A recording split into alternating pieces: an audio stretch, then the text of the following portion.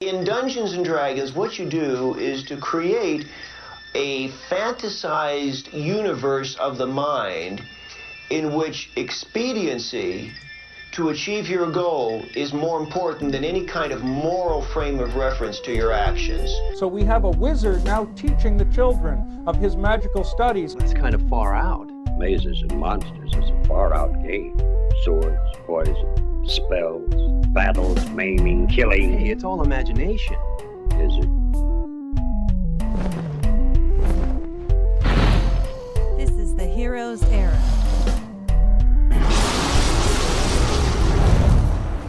Welcome to the Heroes Era. I'm your Dungeon Master, Ben, and we are playing a game of Dungeons and Dragons. This is session 34 of our fourth campaign together. And joining me, we have Bodhi as Durian. A tough orc with child. Chris as Edward. Lycanthrope Bloodhunter who's running out of time. Joel as Peter. Halfling Sorcerer and your friend in the dark. And Jason as Desperado. You're a nimble elf paladin. I know, just trying to bring some light to this dark realm we're in. And tonight we are telling a story, but we do not yet know how it will go. The players, the dungeon master, the dice, all of these will have a hand in how the game unfolds. This is the Heroes Era.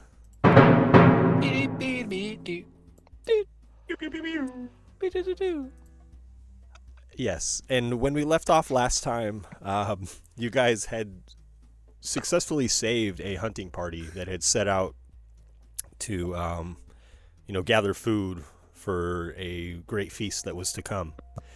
And you were able to rescue the hunting party, as well as the game that they had killed, a number of turkeys that you all brought back to the encampment, the fort just off of the coast of the Highland Sea, and you were greeted as heroes and enjoyed a night of revelry. Would you say that they were very thankful? I would. I get it. There was many thanks given. And we can, pick up the next day. It was getting to be quite late in the evening as you, had traveled into the evening to get there. And we can start with Shograflees bringing light to the northern skies. And you guys find yourself along the coast, just offshore of the Temple of the Moon, which is your reason for journeying here. So is the Dragon's Light brighter here, Ben, than where we were more to the west? This location still falls under the shadow of the floating mountain. Okay. So it is dim light here, as in the rest of the city. Right on. There's just a pervasive shadow that has taken the place. There's some magical nature to it. It seems to be the doing of Lady June.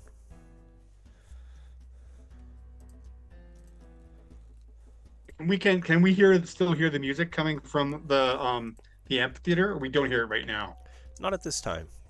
Yeah. I think I'm just Durian is waking up and does his stretches, goes collects his child Richard, Richard.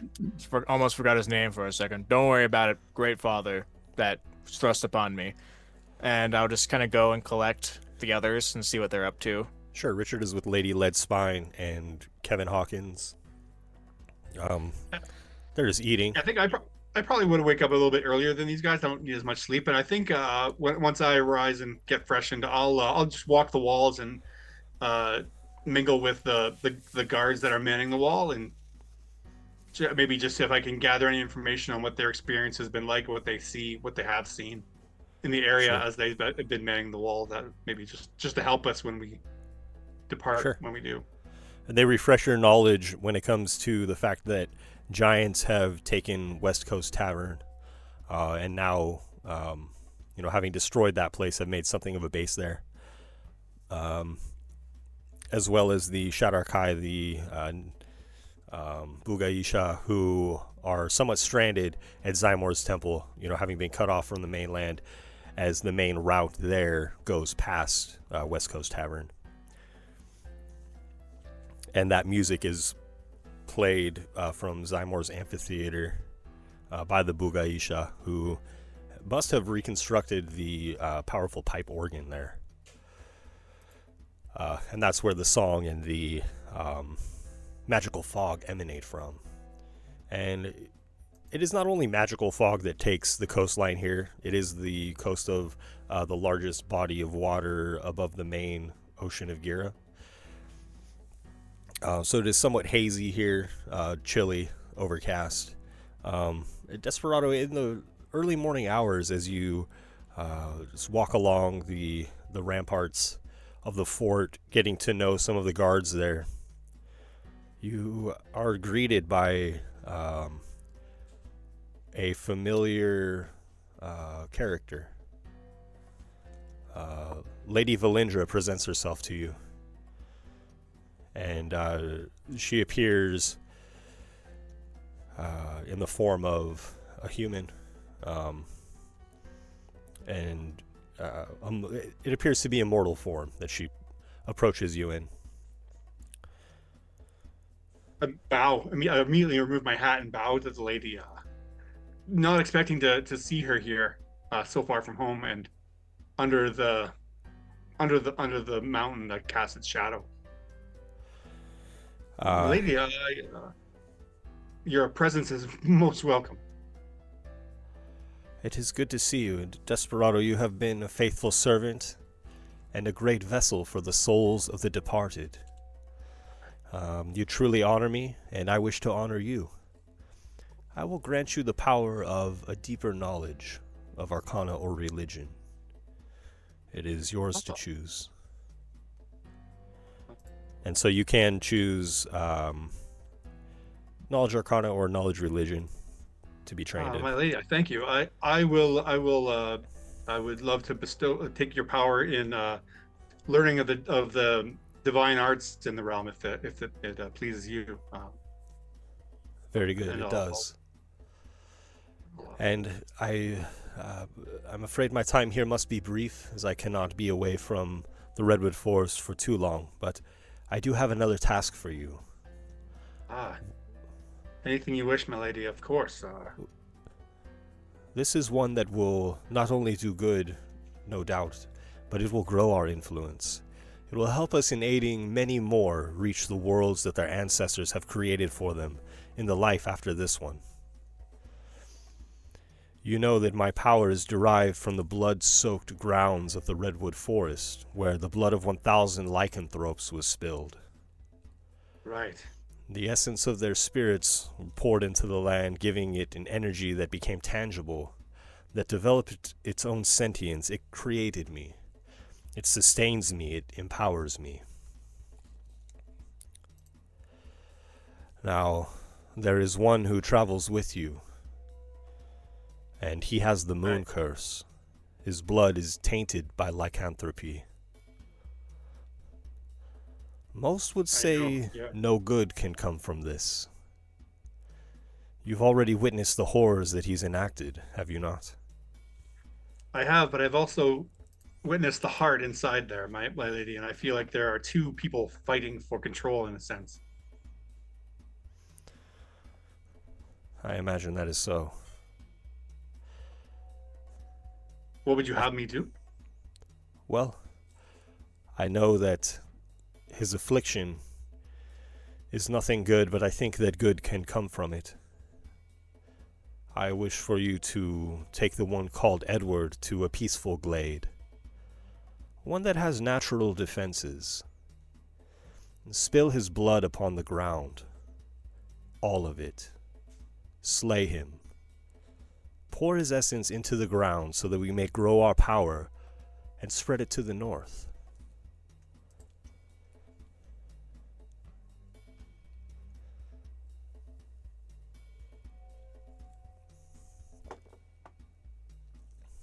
I feel at a loss. In a world where friends come be hard to find, I've found one in Edward, although he is afflicted, as you say. Is there not a better way or another way that we can? He is already lost to the curse. You have seen the tragic instances of him turning and what comes from that. Can you really stand by and allow that to happen? I see what you're saying, my lady. Although it is not his fault. The curse laid upon him was by trickery. It is not in his heart. No, and his sacrifice would truly be a heroic one, because it could create for us a place that we could draw more to our cause. We could create another redwood forest here. Ah.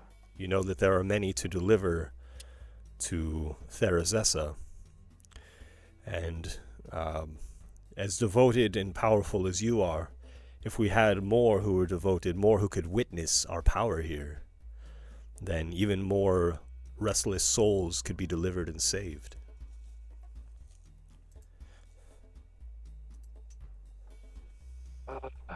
Gosh,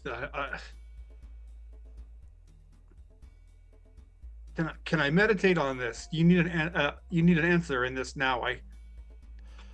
I don't want to displease you, my lady, yet I feel, although obviously, like you say, would slay the monster inside him, I don't feel it is fair to slay the warrior that fights the monster inside of him. If I were able to free him of this curse, would that still please you? I'm struggling. It would not. There are plenty of warriors. There are few who suffer from lycanthropy. Few that we could put to this end. It is what I request of you, Desperado. The sage Tello. Then it shall be done. The sage Tello will offer a cure to Edward's affliction. You must do what you can to prevent him from attaining this cure, so that we may pursue our plan for the greater good. I know it is a lot I ask of you, but I have always asked a lot, and you have always accomplished a lot.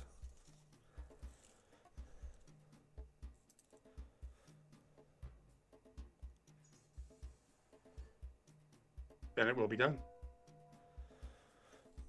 Thank you, Desperado. I hope that we can meet again soon under happier circumstances.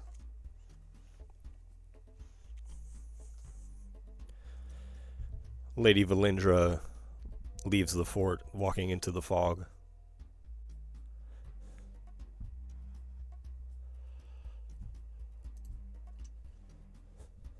Trying to shield my eyes as I contemplate this.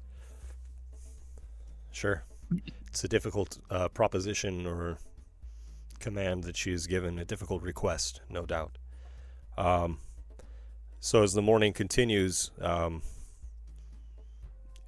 would have the rest of you wake, enjoying the day.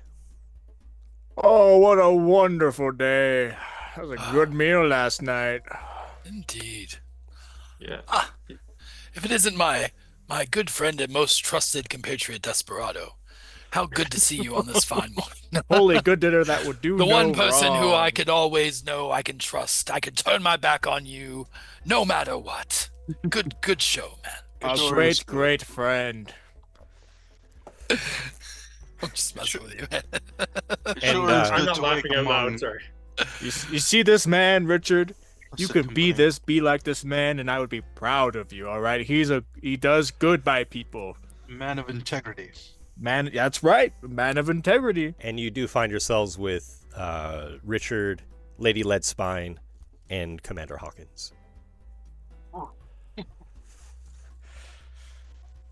As you get on with the morning and eat your breakfast, you notice that there is an assemblage of warriors. They're congregating in the courtyard of the fort at the behest of a commander. And Kevin Hawkins, says they're going to kill the dragon today. Word spread of what it did to their party. Or, I should say they're going to try to kill the dragon. Can I cast Mage Armor? I might hear that, because I have a feeling it's going to come in handy. That is What's that quite now? a bold statement. I like cast the Mage thought of Armor- them Armor? saying. Sorry, go ahead. No, I'm sorry, Joel, you took me off guard there. So you're casting Mage Armor because why? As soon as I hear him say they're going to hunt the dragon, or they're going to try to, I'm casting Mage Armor on myself regardless, I think, every morning.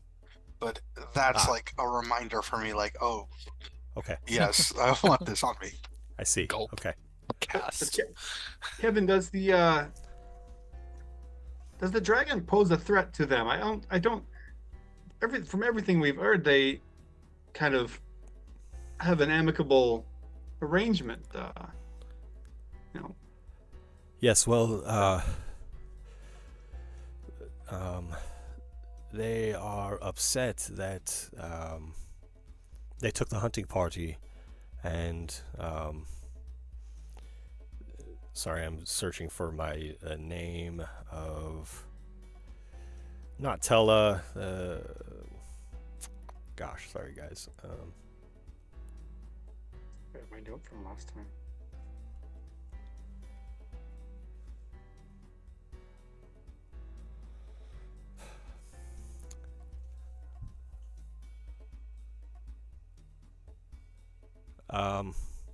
Dang.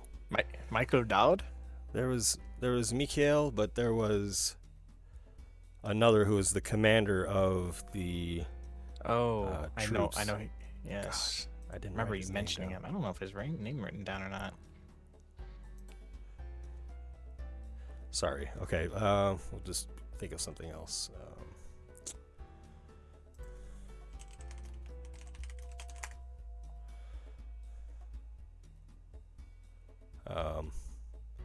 Call him Gothak.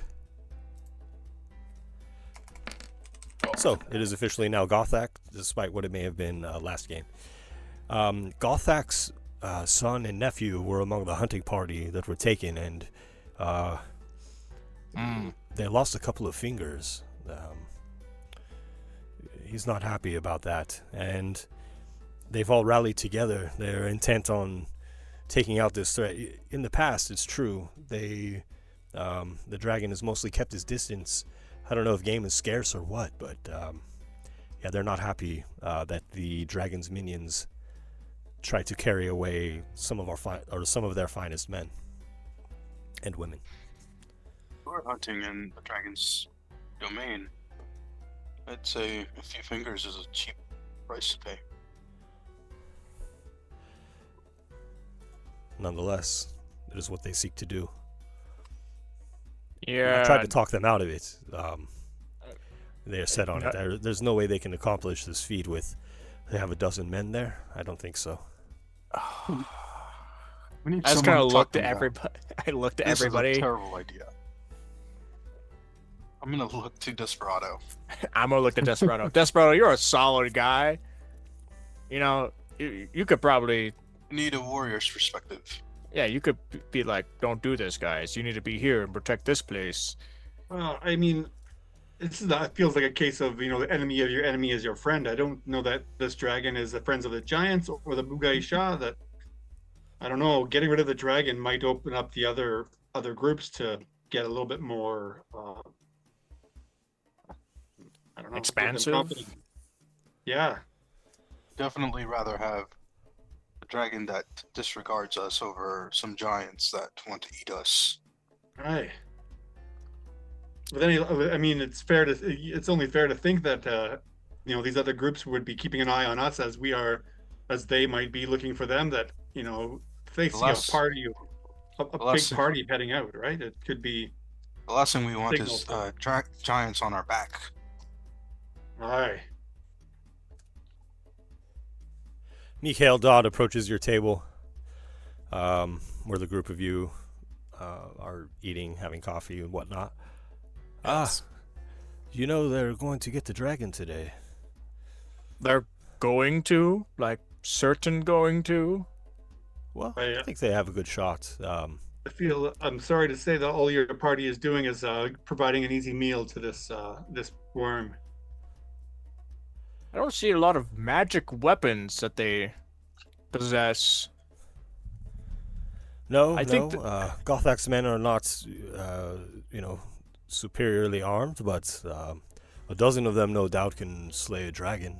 Well, so but what sort of preparations have they taken though?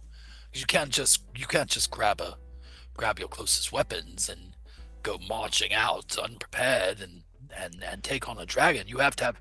There must be strategy. There must be. Where are they going to assault the dragon at? Please tell me they're not going into the dragon's lair. Well, yeah, my understanding is they were going to follow the path that the kobolds were taking their captives on. Many of those men and women are good enough to fight today, and there's another half dozen. I have faith in our warriors. It's not that I lack faith in your warriors. It's just that it's a dragon, man. It's a big dragon. Yes, I think that's the important part, is that this is not just some tiny little worm. This is a large, old, powerful dragon. Have you seen it in person? And to take it on in its own, if you're following the kobold's path, then you are walking directly into its lair. We have seen it from afar. Sometimes it flies the borders of its hunting ground. Among your men, is there anyone who's slain a dragon among them? Well, Gothak claims to have slain a dragon. Is Gothak powerful? Is he like... Oh yes, he's the commander of our warriors. What if that's the case? What about... If that's the case, I have a suggestion. Maybe we gather your men, and we have a small competition. Because you don't need to do this like right now, right? It's not.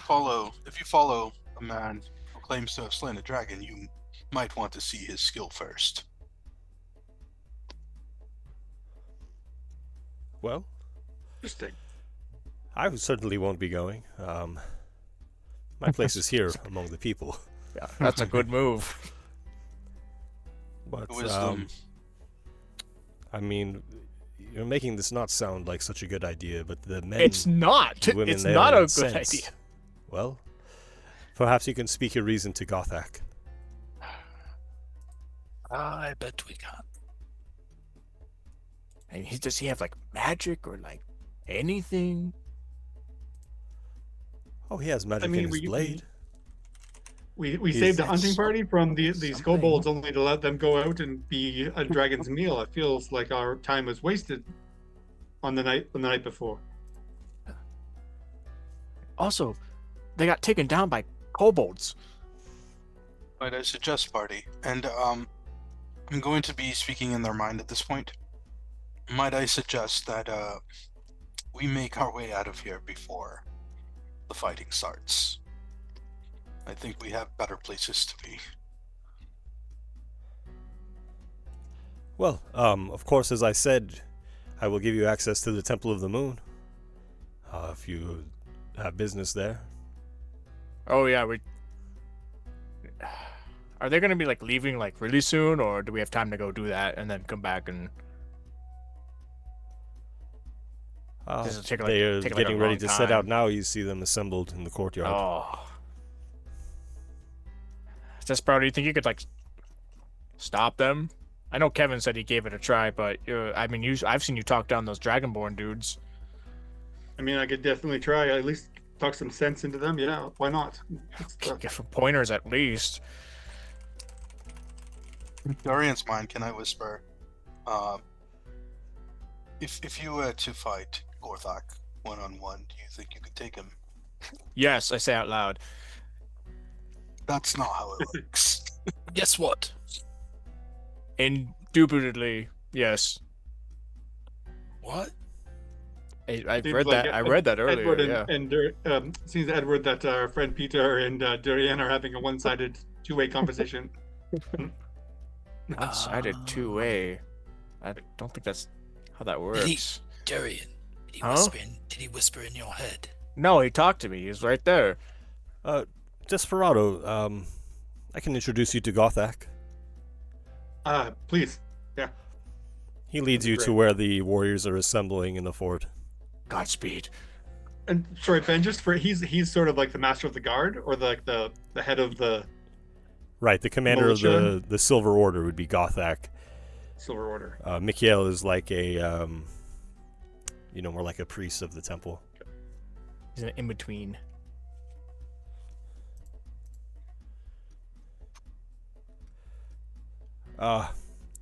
Lord Gothak, Desperado of the Redwood.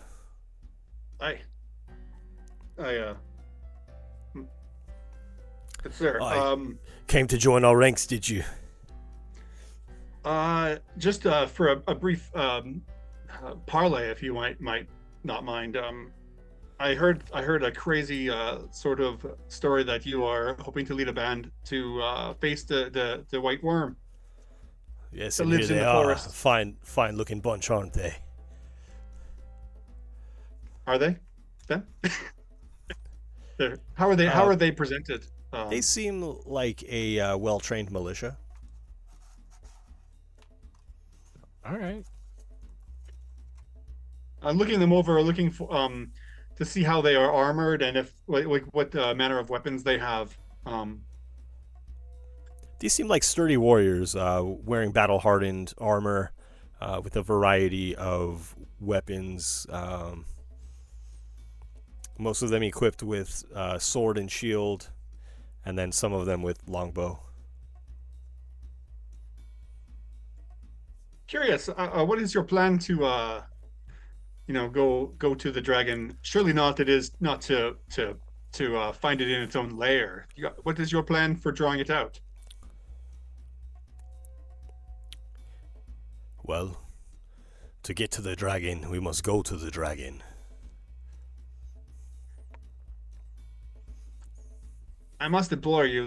This is a folly idea. You're essentially, as they say, going into the dragon's lair. I mean, you're giving it a great advantage, in just presenting yourselves to it. Well, we can't rightly there let must it be a come better here. way. I would implore you to stay and look after your friends and families and your people. Surely you're much more valuable to these people alive than you are in the belly of a white dragon. I will not be in that dragon's belly. It will be in mine before the day is done, he says loudly.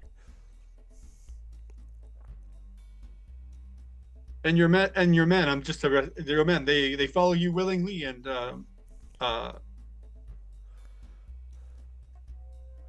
Aye, these are all volunteers. I would not order a man to face a dragon. That would be cruel of me. And they are fully aware up front of the danger that they are walking into. We have all seen the dragon, and now it has come too close. It has taken our own. Half of the men and women gathered here were taken yesterday. They seek vengeance. They seek to protect our people from the dragon. What would you have us do? Wait until it encroaches even further? Simply a question.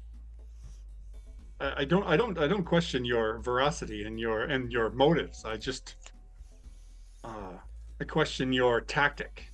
That's all. Well, what would you have us do?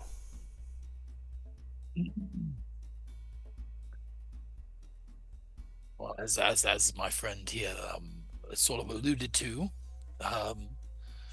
initially, lure the dragon out. The dragon like this is very powerful. They control. Their power is so immense it affects the very land around them.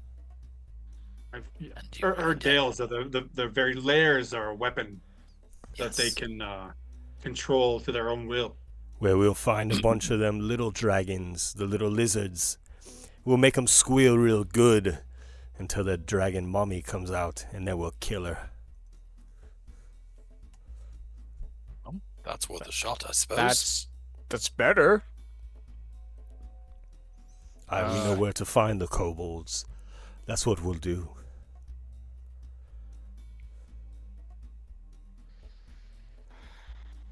Just to check, Ben, are any of them armed with like ranged weapons? Yeah, a good number of them have longbows. Okay. And out of those, how many look like they've been in a fight before? All of them seem to be fairly trained. Some like battle hardened. Absolutely, yeah. They seem to make up a strong. It's not like 14-year-olds quivering with their weapon or anything like that. Okay. No. Turning to my friends for a brief moment. Yes. I'm just kind of searching for the right words. Is this something that we should help with, or is this something that we should? In the business they seem of helping idiots. Quite confident. I'm sorry, Peter. I'm not in the business of helping idiots. This is my struggle. That's a quick way to find your way to an early grave. They are going to go get themselves killed. For what? A finger. They have their life. That should be enough.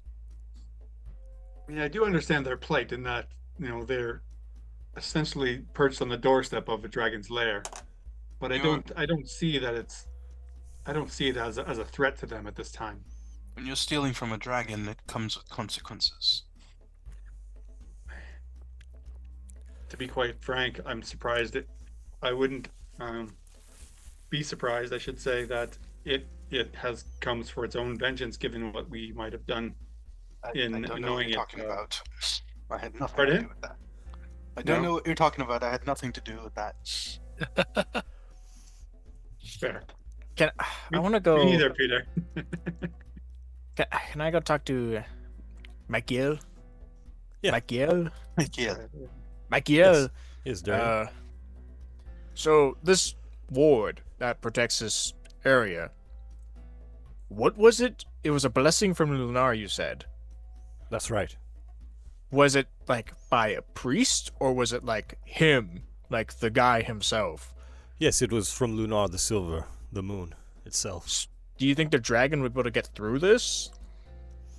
No, but we cannot stay here and not venture out for food and other resources. I know that.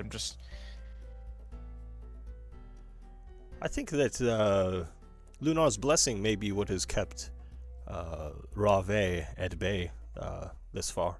Yeah, that's the same. Rave. Alright, I was just curious to see if that was like something the priest maybe did, or if that was him himself, and you told me the other part, which is that it seemed to keep the dragon at bay. Yes, we have even been besieged by giants who have given up the fruitless effort of taking our fort. The surrounding camps are a bit more vulnerable. The blessing does not extend to them, but again, I don't think that Rave would attack us outright. It's just that we need access to those hunting grounds. And there is no reasoning with a white dragon. They are basically feral. That was my next question. They are the wildest of the dragons, the most animalistic. They are nothing, well, I would not say nothing, but typically little more than primal hunters.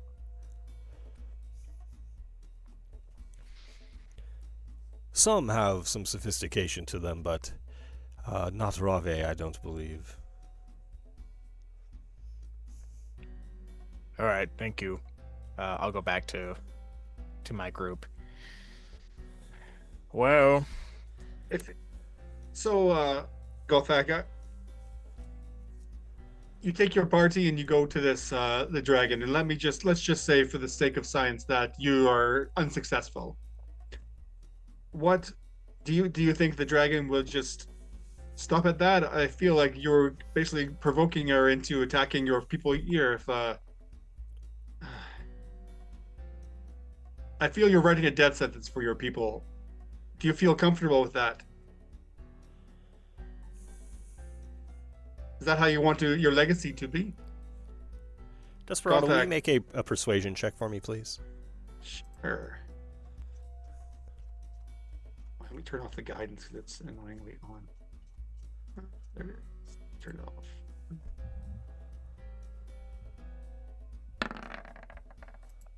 That's dirty 20.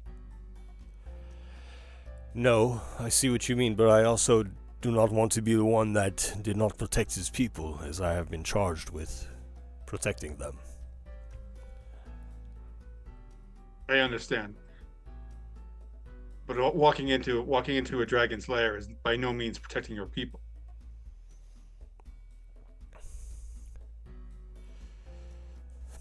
Well, I have slain such a beast before. I'll have You've you slain know. the dragon before. I have. On the back slopes of Mount Saginta, it was a white dragon, much like Rave. Oh yeah, what was it? What was its name? I'd never learned its name. I thought maybe it was a daughter of Sagintha or some other interloper. Is there a chance that Silverado would have written about this in his journals about their battles with is it Isath and Vita? They were the daughters of Sagintha. Right. Yes, you would have heard of them, I would think. Do you mean the daughters of Sagintha at Sagintha's Peak? The slopes on the backside are riddled with dragons. So it's possible that there were more than just those three, Ben, would you say? It's possible. You've heard of a third daughter of Sagintha, but Isath and Vita are the ones that you recall the names of that were mentioned. Where I'm going, I guess you probably know where I'm going. I'm kind of wondering if this guy's taking credit for the work of the original Triad who took down those three dragons. Desperado, will you make an insight check, please? Sure. Oh, nope, no good. A 3. His story seems pretty sound. Speaking with confidence, mentions the size of the beast and the area that he, has mentioned that he's described, to your knowledge, has been host to white dragons in the past. How did you kill it? Yeah. Tell us the tale. With this blade. It came upon me in a storm much like the one that takes Rave's hunting grounds. I had been separated from my men, and I was trying to find them because you do not want to be alone in a dragon's playground, that is for sure. No, I heard the beast, I saw its shadow, I crouched. In a snowy bank I covered myself, nigh up to my neck in snow. When the beast took to the air over me, it came in low, and I plunged my sword up straight into its belly. It was coming into land and slide down the slopes, as so many of the dragons do. And I cut its belly wide open as it passed. Its guts spilled upon the slopes. Then I took its head, and I gave it as a gift to Dunlop. May I see the blade? I got some cool ones myself, and I pull out my axe. Just, from one weapon. He draws man his sword myself. and runs it sideways, presenting it to you. This is the one. I'll kind of just hand him my axe for a second, as collateral, so I don't run away with his sword. I want to take it and trying to inspect it and see how A it looks as brutish a weapon, but no doubt it has spilled Oh, much blood and guts. it's killed some crazy stuff. Looking at this weapon, can I have like any general idea on how it like performs? Someone said it was magical, so I want to try and see. You see what a it's line like. of silver running through the blade, and along it, every few moments, like a line of sparks follows the line of silver to the tip of the sword. It's a good blade. What does it do? It kills dragons. Yeah, I guess mine thirsts for blood, so don't cut your finger on it. It will. I don't know what it's gonna. Yeah, no, it's crazy. Noted. And I guess I'll just Well hand then, it back to him. do the group of you mean to join us? If you would give us like, I don't know, like towards everyone, like, I don't know, we got a little bit of business at the temple, so we'll figure out what we got going on there, because we might just leave afterwards, because we're on a timetable. We spent too much time here already. We really should be going pretty soon. I see. So you will not be joining us. Is that what you're saying? We could give you a maybe if you wait. Maybe if we wait. I'm afraid I don't think that would be good enough for my men. The beast must be hungry. It didn't get its dinner last night. Edward, what do you think in this? I'm being swayed. We would be honored if the group of you would fight with us. I know that you are powerful warriors. I mean, they have their plan is not sound, but with our help, maybe we could come up with Not let them get massacred. I will fight with you. Yes. Do I see on his person, any kind of like holy symbol, like relic of a god of some sort?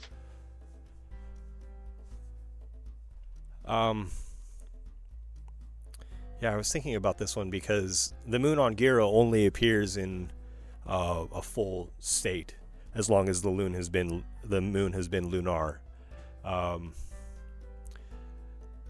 So I would just have their symbol be a silvery orb, and his shield, his helm, his breastplate, all adorned with this.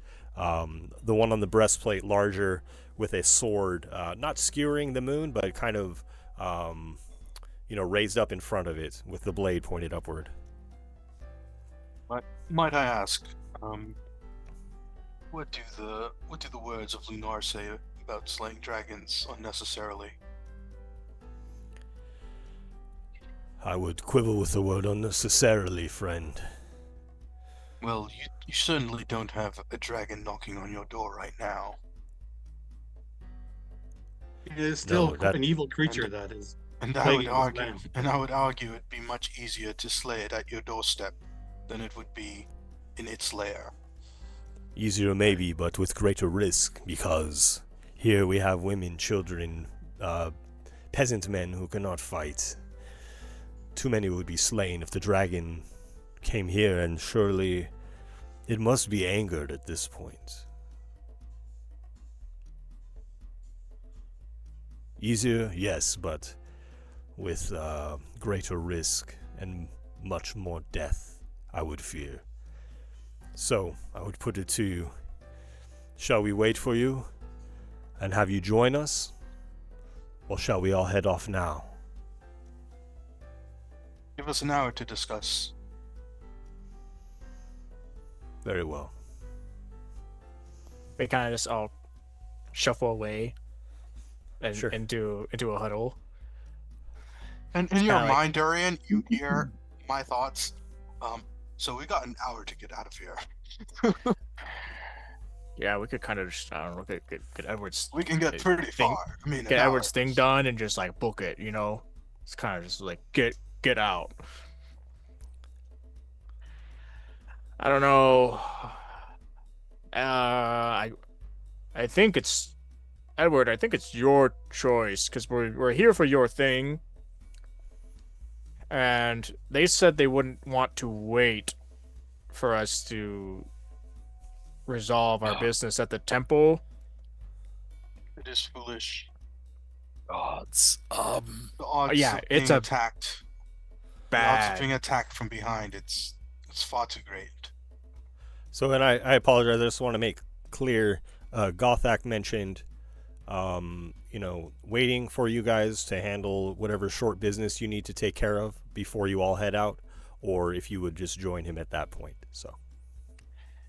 But we don't know for certain how long this is going to take. Yeah. Right. That's right.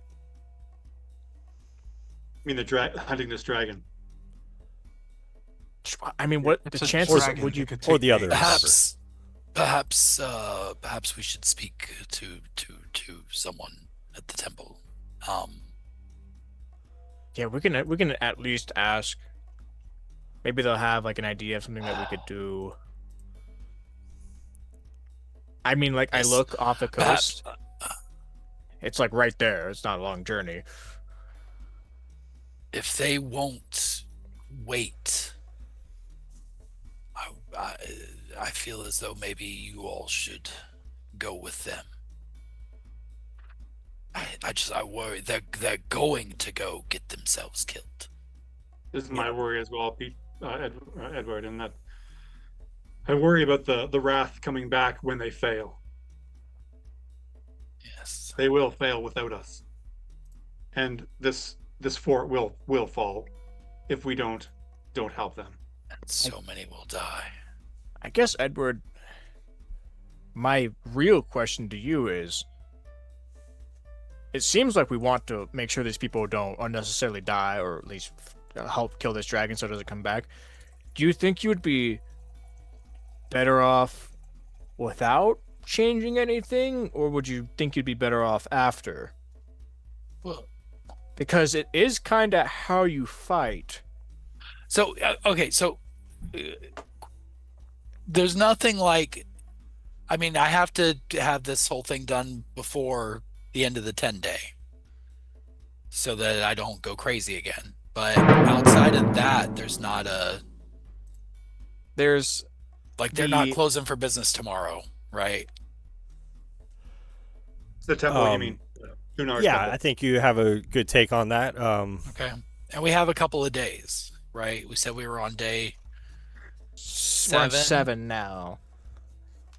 And the only other thing we have on our timetable is there's, what was it, the sugar pit, the sugar hole, something, sugar bowl, sugar bowl, where there's going to be a bunch of ATK soldiers being sent in by Krim to die. Right. We think just to like die and get murdered because they're being sent in unprepared or whatnot, and that's happening on the 10-day. That's the only other thing we got going on currently.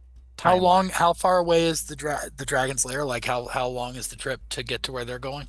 It's it's in the hilly part of the city, so you would think a few hours trek. Right. Yeah. That's why I thought it's very local. Sure. Yeah. Okay.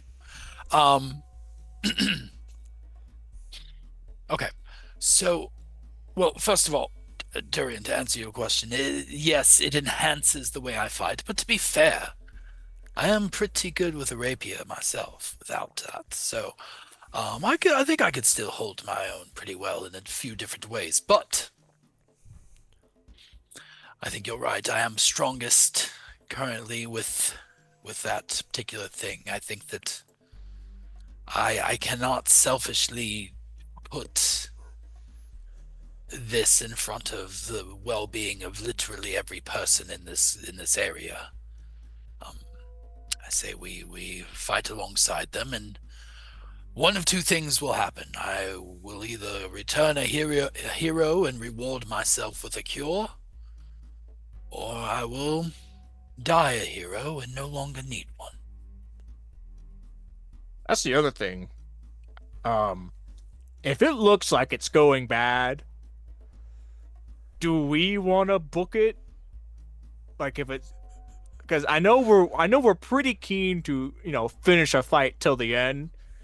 There's not been many times where we just like run for our lives, but this is a big dragon. So do we want to like leave if everyone's like dead or dying, or do we want to like stick it out and be valiant heroes and maybe finish killing off the dragon? Then, while they're doing this, can I sneak up to Gorthak and, like, sleight of hand, try to get my hands on his weapon? Not off his person. I just want to, like, take a closer look and see if there's any hint of Arcana. Okay. Let's just pause the conversation for a moment while Peter sneaks away.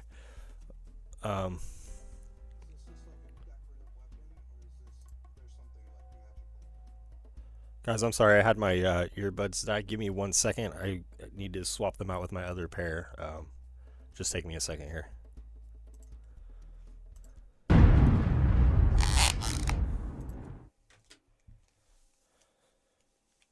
For the folks at home, what I am currently taking the situation as is like, you're playing a game and there's like a chance of like success. There's like no good options here. I'm thinking that this is one of those situations where you're playing like a strategy game and you just like you can leave it alone and it might be fine, or it might not be fine, and you can like divert some like troops to help like increase the odds of success. I don't know, maybe there's a real chance that we don't do anything and they like live and they come out just okay, or they all die horribly.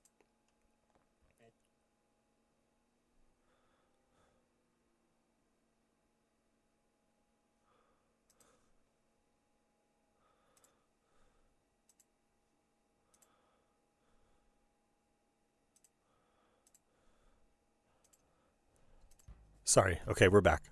We don't know necessarily. We don't know you don't really know the relation of the dragon that he's claiming to kill. Okay. Let's jump back. Sorry, because there would have been no audio attached to what just happened, because the audio feed actually comes from what I hear in my earbuds as a way to separate the. Anyways, so Peter, you intend to sneak up on Gothak. Make a stealth check for me, please. In some way are you casually approaching him, or are you like sneaking outright?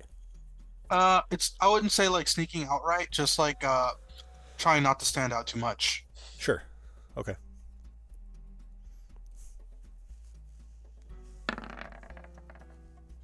That'll be a 21 total. Okay, make a sleight of hand check, please, as you want to examine his sword. That's a 29. Wow. I feel like you're so skilled in the way that you take it off of his person that it almost seems like his sword is still there, and you act so quickly. There's definitely magic emanating from this. Make an Arcana check for me, please. Okay. I'm gonna use point of luck on this. I feel like it's important to know what we're getting into. Yeah. I just want to see if he is what he's selling himself as. Arcana? Yes, please. That's a natural 20. There is evocation magic on this. It looks like it would create some kind of lightning blast or lightning bolt, maybe a chain lightning, something of the sort. Do I get the feeling that it's a one-time thing, or like once a day, or is it something that can be reused? It seems like a powerful effect that would be able to happen a number of times in a day. It's a real thing. Okay, got it. Oh, the guy's not lying. Ben, you mentioned there are a number of there are merchants and the like in this fort. Is that true? Yeah, absolutely. I wonder, my friends, if we might be able to procure some potions that might help us fighting the dragon. In theory, and in your head, you're gonna hear, "I'm sorry, but I don't think you can beat him." Really? Well, that's a shame. So, and I'm sorry. So to wrap up, before you go to buy potions, just to kind of, put a stamp on this.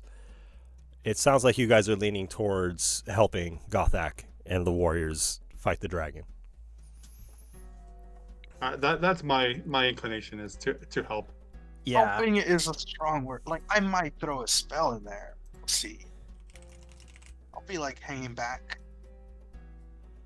As you do. As I do. And a helping hand every once in a while. Maybe try and warm them up a little bit if you can. Yeah, with the burning hands that they're caught in. Okay. So do you guys want to see to that task before exploring the option for Edward at the Temple of the Moon? Is that the idea? I mean, Edward said he'd probably just wish to die a hero and not return, rather than selfishly seek out a cure for his curse. So on that, then, do we know if the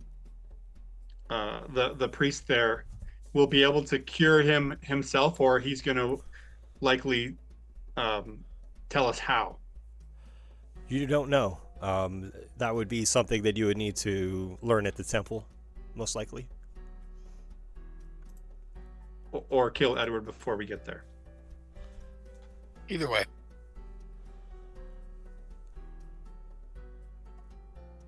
Well, I suppose... That'll be a better way.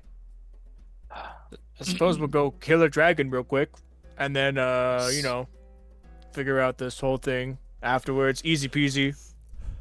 Yes, and Darian, I wanted to answer your question.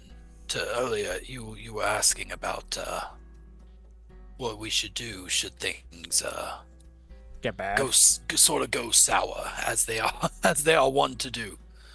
I think it's very important if things start to turn that you all get away.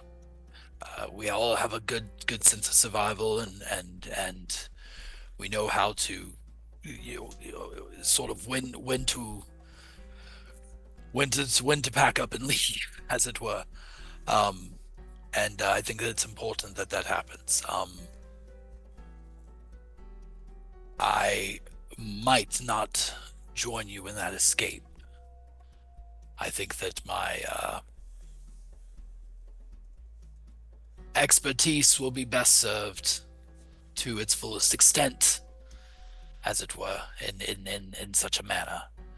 If we end up having to run away and we get thrown off of a trail, and then there's a dragon attacking the temple as I'm trying to be cured, it's just,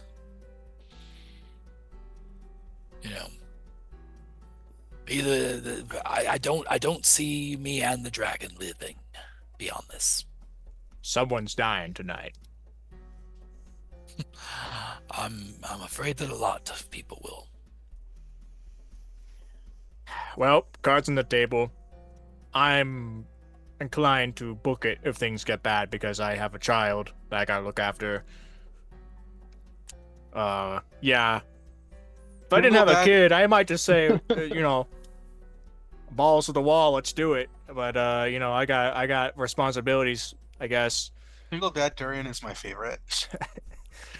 I gave him one of those meatball meals. It's like a ball of like mac and cheese and meat in like a sphere. Like a Hungry Man meal, like a frozen TV dinner. He's gonna just cook that up in like a pan and eat that. We're already looking at schools, like. Yeah, I'm in like a different school zone. It's kind of hard. So do you guys deliver your verdict to Gothak then? Inform him that you intend to help? Yes. I suppose so. Might be best to see if we might be able to get some things to help us in this. Yeah, I was gonna say, ask him to give us just enough time to gather some supplies and prepare ourselves, and then we'll join them. Very good. Simply give this symbol to any of the vendors, and you can have 20% off the cost of goods. Nice little discount. I'm gonna go talk to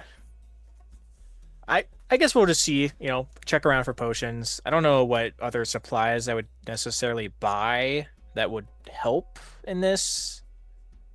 I suppose we don't really have time to get like whole new armor sets or anything. Sure. Yeah, I don't know what I would benefit from besides just like having healing potions on me. Let's take a quick break, and then if you guys think of anything you want to buy, the vendors most likely have it. This is a well outfitted outfit, and so they probably have on hand whatever you would like. But yeah, for the most part. So we will continue soon. Very well. I'll tell you my story. But I do hope you're clever enough to understand that every tale we're telling is half-truth evolution. I am Peter Underleaf, born in the gutters of a city that burned, but reborn from the ashes of men too proud to look beneath their own boots. Gold changes hands easily when whispered promises come with a smile, and a dagger behind the curtain. I built empires on secrets, toppled houses with forged letters, and seduced my way half the nobility with nothing but charm and conveniently timed scandals. And yet here I am, see. The Fae, those glittered-eye monsters draped in beauty, don't just steal children or mislead lost travelers. No, they steal stories, and I was too interesting to resist. One moment I was slipping poison into the goblet of a lord's masquerade, and the next I woke in groves of singing trees, the ground breathing beneath me, and a voice like moonlight in my skull. Call it the court of glass, the theater of torment and Fae wager on more. They were as if they were chess pieces. Now I fight with not sword or strength, but the most dangerous weapon I possess, my mind. I intend to survive this ridiculous game, not just survive, thrive. I've already begun sowing seeds among lesser archfey, whispering doubts, stoking rivalries, and even here power has cracks, and I plan to climb through them.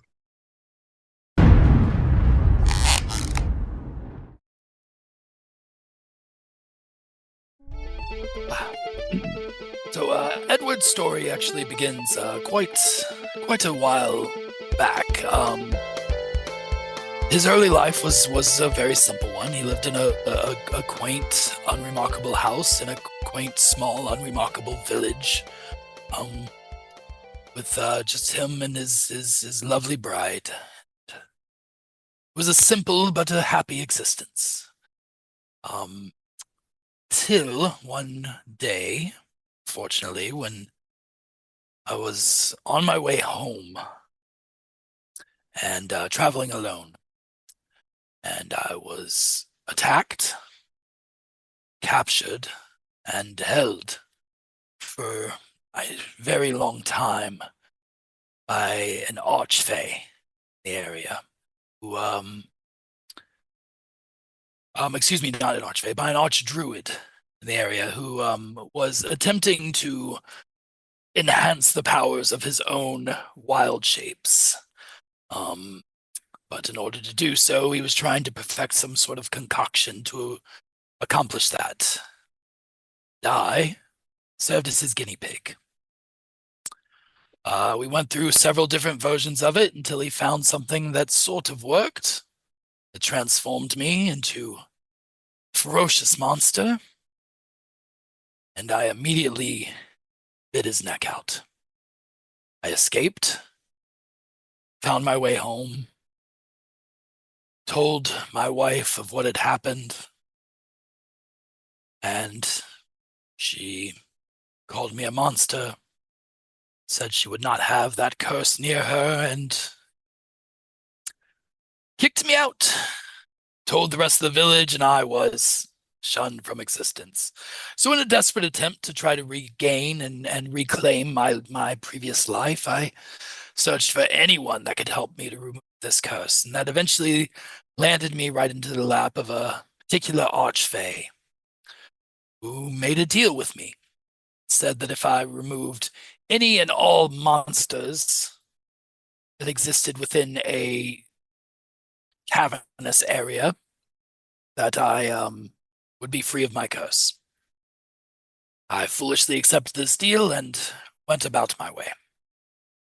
Not realizing, of course, that myself being within these caverns made it, in fact, full of monsters, because me. I did eventually figure out this plight. Unfortunately, it took several centuries before I realized that I had been fooled. And as such, I sort of gave up on that particular instance, have learned to accept that this creature is a part of me, whether I like it or not.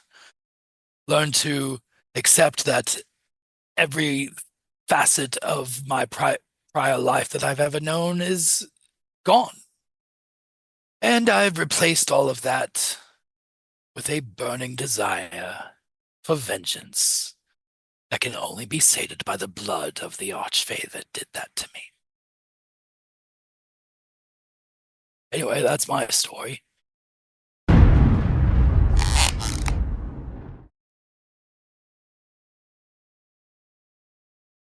So usually these sorts of stories begin with a young, jovial character thrust into a life-changing scenario, setting them on some kind of unplanned trajectory. But they aren't usually embarrassing or humiliating. Oh wait, my apologies. I should introduce myself first. I'm Desperado Phineas Theos, the third of my name, after my grandfather and my great-great-grandfather. My older brother, Silverado, you might have heard of him. He did some pretty great things for the people of Gira. He left some time ago, a few years ago now. Hasn't been heard from in quite a while. Our home, our village, sits within the Redwood Forest, just on the edge of Dunsmuir Lake. Anyway, Silverado's leaving home for me was really tough. I thought we'd be in the forest together forever, our families growing up together. But after he set off, I realized I needed to find my place in this world too. I just wasn't sure what that looked like. I wasn't sure what that might be. And my friends and I, we spent most of our time just messing around on the shores of the Dunsmuir, like any, young elf might do. When we weren't in school or training, that is. Usually these times on the lake were involved weird games, always involved lots of wine. Not the junk from around here, the good stuff, good elven stuff. But on one sunny afternoon, everything kind of changed for me. It was a day like any other. It was sunny. It was nice. We were on the lake between swigs of wine, knots of the good bread. Wine was a bit off. We paid it no mind, though. It didn't matter. But I'll never forget that giggling, cackling sound. It still haunts me. We were laying there with our dipping our toes in the water, staring at the sky. Those days when you're just trying to avoid the world and that's catching up to you. It was one of those times, all of a sudden I began to realize something was amiss. Not quite right. I couldn't wiggle my toes, my fingers, I couldn't turn my head. I couldn't move my arms or legs. I wasn't quite sure what had happened. None of us could move, but we could see and we could hear quite well. I could hear really well. You know how they say when you lose one sense, all your other sense are heightened. They're very right. The dancing and the laughing and cackling sound all around us. I couldn't tell what they were. I found out later from my father they're called bogles, tricksy little fey creatures. Anyway, they took everything. They took everything from us: our food, our coins, our clothes, our dignity. By the time I could move again, they were gone. There was no trace of them. There we were on the shore of the Dunsmuir, naked, exposed, robbed, and humiliated. I promised myself I'd never let my guard down like that again, especially around fays. And after that experience, I took my training much more seriously. It opened my eyes to the world and the things that are around us. Nothing is as it seems in our world, and even in times of peace, things can change in an instant, it seems. After the thing with the boggles, I kind of developed this issue with others touching my food. I trained in the community kitchens and learned some really good elven cuisine.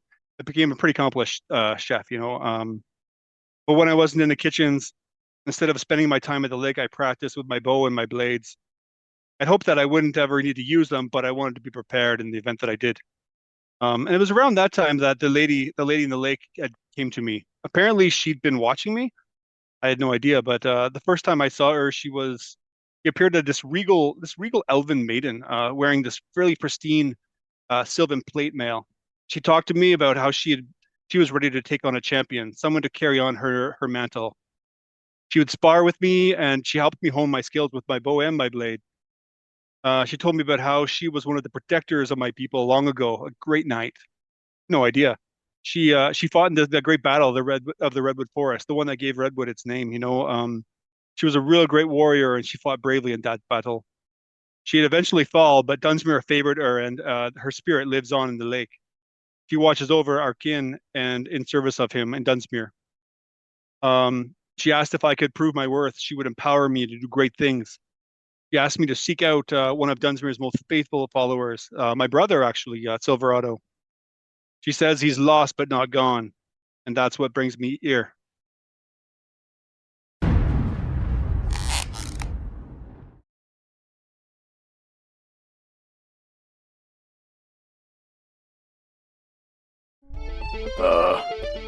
I was with my pa in the woods, hunting for food on a long trip away from home.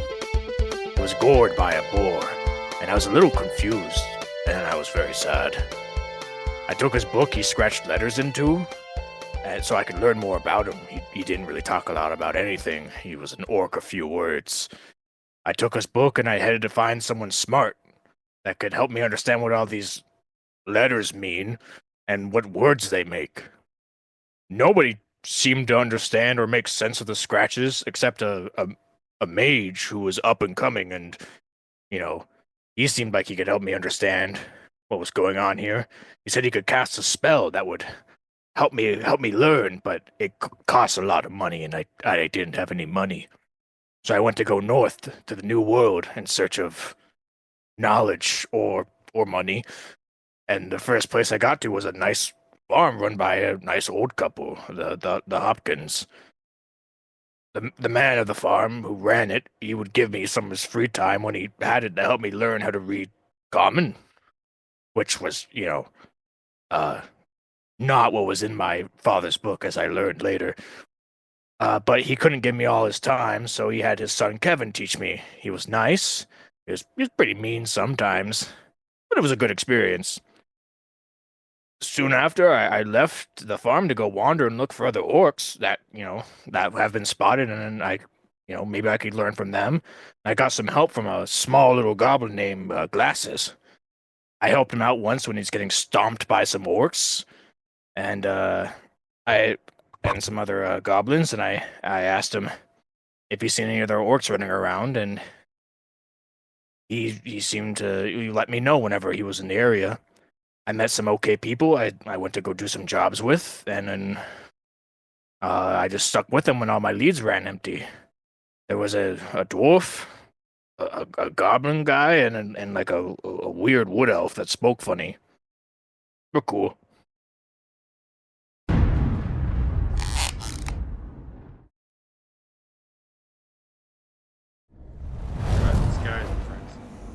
Okay, and we'll jump right back into the game now. You guys have had a chance to do a little bit of shopping, get some supplies for this dragon hunt. So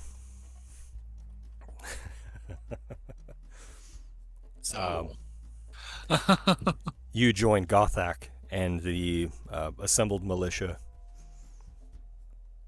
and you head west to the hunting grounds of Rave. There are many in the party that know the way because they were some of the hunting party that were captured by the kobolds. And so it is an easy enough trek to begin to find your way deeper into the dragon's territory. Again, when you enter the hillsides where the dragon hunts, you are bombarded by sleets of ice and snow.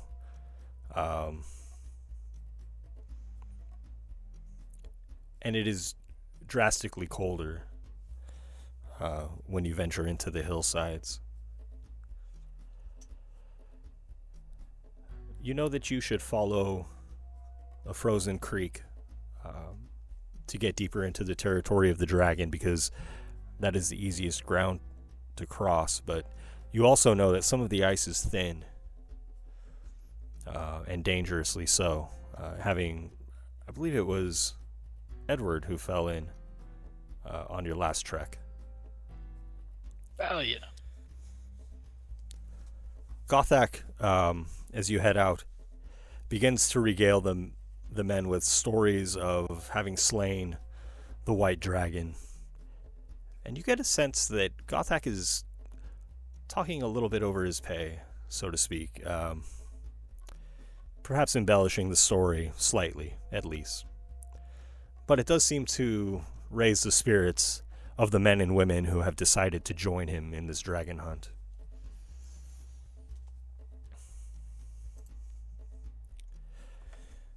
And the ice and snow swirling about in the air, from time to time is blinding, then clears a bit.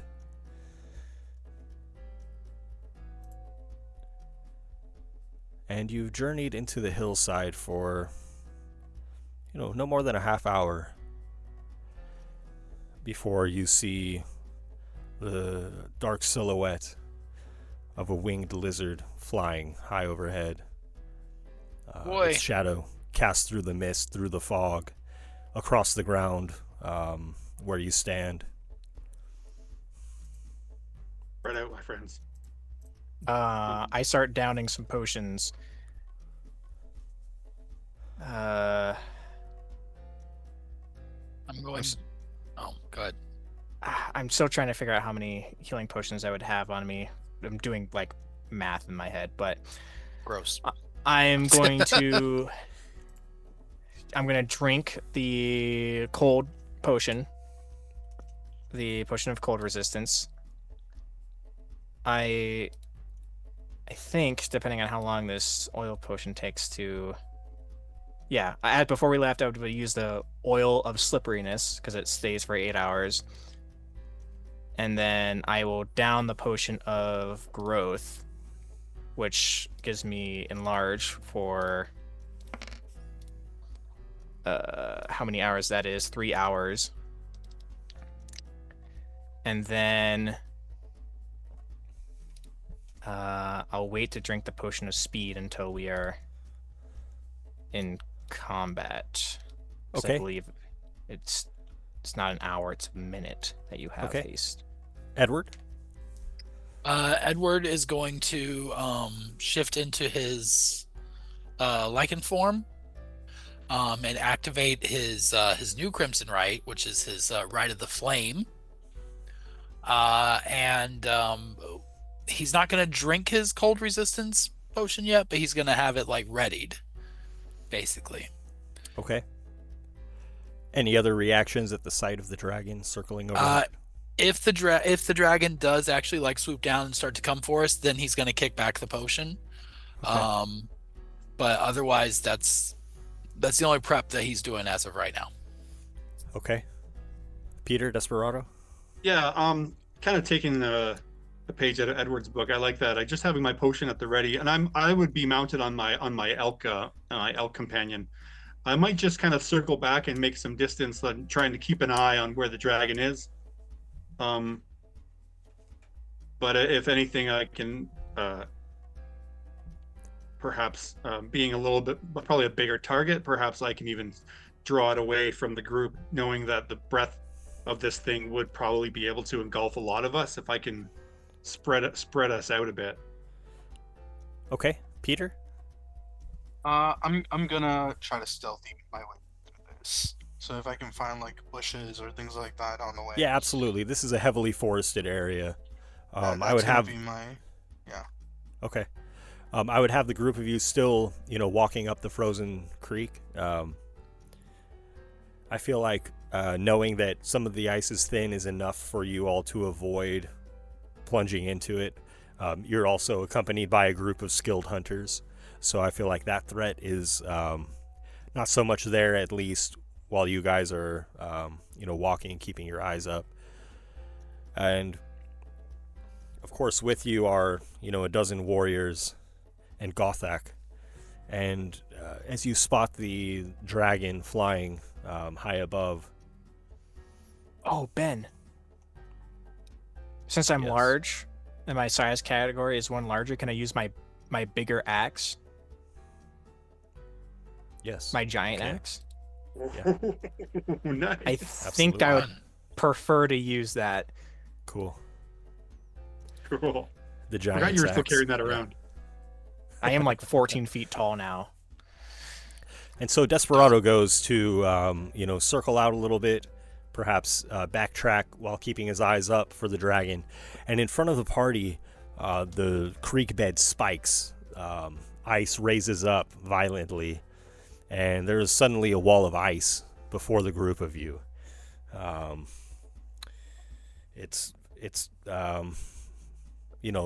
long enough to prevent further passage. And as this happens, you hear the cry of the dragon from overhead. There's a guttural sound, but also a high, shrieking, piercing scream as the beast.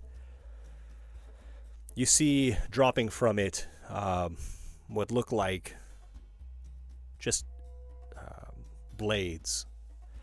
And as they plummet to the earth and come closer and closer, you see that these are massive icicles. Icy shards being dropped upon you. And this is on the main group of you.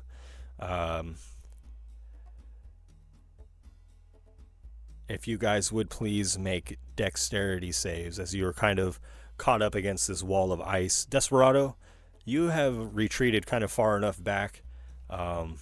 Peter, if you would please make a stealth check. Stealth.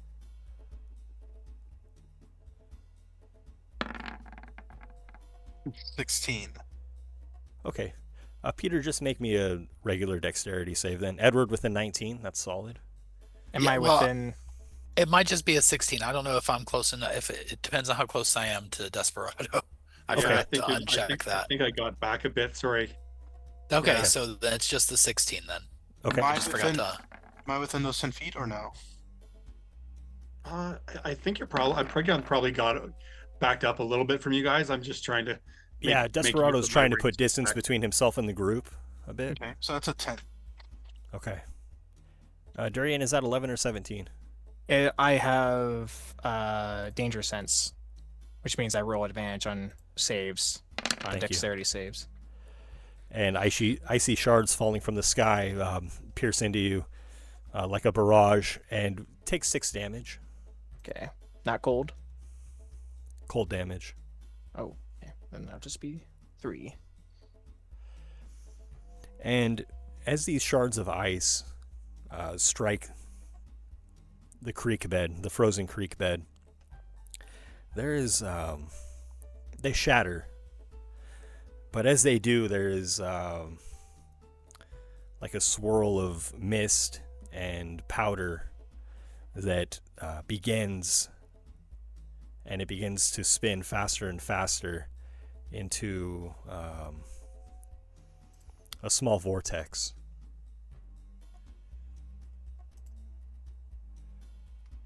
And as it does, it catches Durian and Edward up in it. And if you guys would please make strength saving throws. At advantage, since I'm enlarged. Wait, do I have advantage on those right now? Strength stuff, maybe. Yep, I have advantage on strength checks and strength saving throws. Perfect. Okay.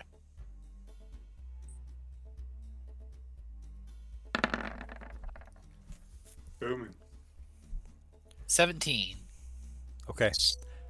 The two of you take a low stance, and as this whirlwind whips around you, you're able to keep your footing, but a handful of the other hunters are caught up in this, and they're just flung in every direction around the creek bed, smashing into the trees on the side, sprawled out, and 6 of them now go unconscious, having been knocked down by this. And the whirlwind persists. And you hear the hissing of a dragon coming from this whirlwind, as though it is this dragon's breath made manifest. And it stays before you, tangible and a threat. Everybody please roll initiative.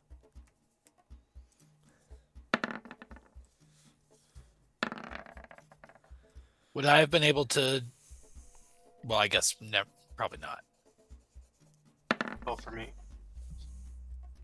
I was going to ask if I would have had a chance to drink that potion down, but I guess the fact that I got thrown around there. Yeah, and I think because you were kind of waiting for the dragon to trigger it, the dragon still seems to be high overhead, if that's fair enough. Yeah. Yeah, Okay. yeah. Okay. Okay.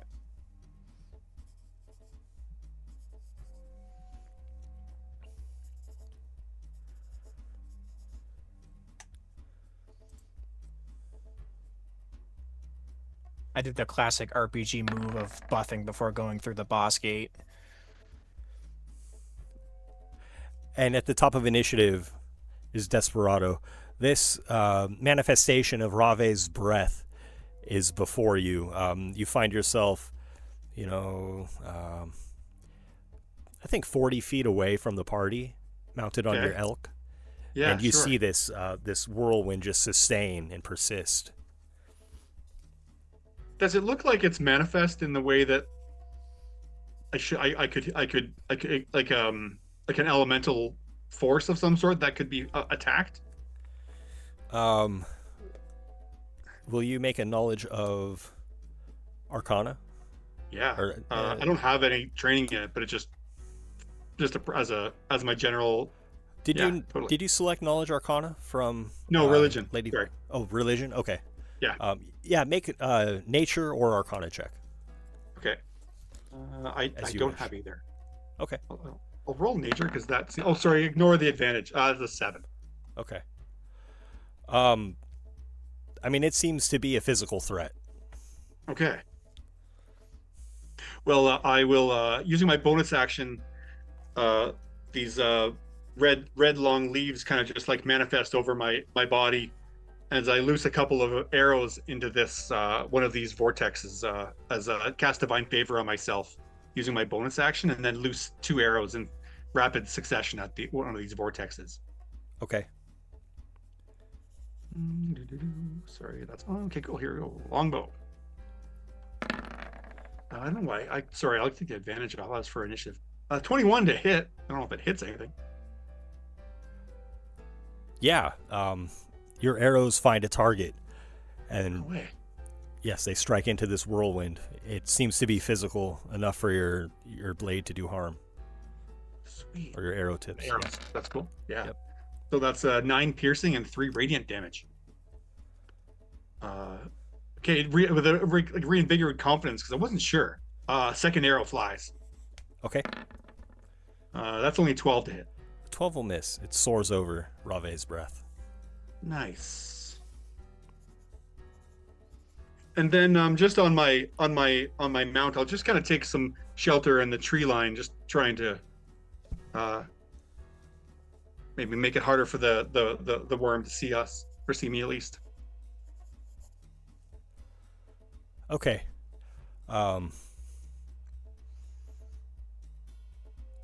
Yeah, I would say you can have a +2 to AC if you're still trying to keep an eye on the battle while you do so. Yeah. Okay. Yeah, you can easily find cover there. +2 against ranged attacks. After Desperado is Durian. It's go time. Durian sees a dragon. He doesn't know that if this is like an essence of it or some weird other magical stuff going on. He does not care. This is going to be deadly regardless. He is going to rage and just book it up to this thing, and is going to get off to the side of it a little bit to get out of AoE. It's breathing on everybody attack. Because you know dragons do that, and he doesn't want to be either in that area or make it focus on just him, is the hopes. I have 40 feet of movement, and whenever I do rage, I can go. It's instinctual pounce.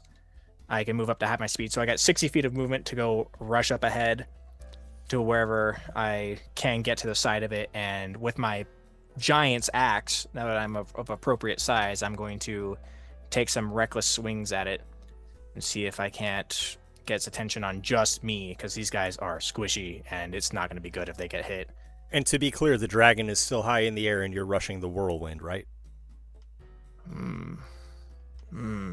How high? I'm not is sure if this I dragon? explained that well enough. So the whirlwind was made manifest where these shards of ice fell, and it's kind of, among you. The dragon's still high overhead.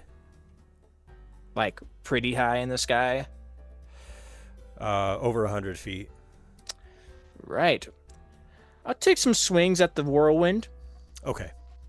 Maybe see if I can dispel it just by hitting it hard enough. Yeah, you've seen Desperado strike it with an arrow, so no doubt you can do something to it. Yeah, we're just gonna go for it. No penalties or anything like that, just normal. First attack. A 21. That will hit. For 33 slashing damage. Okay. And then I will go again on the backside. Okay. Just swinging at this thing, 11. Will miss. All right. Well, if it matters, it's angry at me at least, and if it attacks, it'll have disadvantage on anyone else. I don't know. But I'll end my turn there. Okay. Nice, man. That was huge, bro. It's kind of fighting wind right now. And so your ancestral protectors are kind of goading it into making its attack against you. Yeah, they're kind of like blowing the wind towards me with their hands.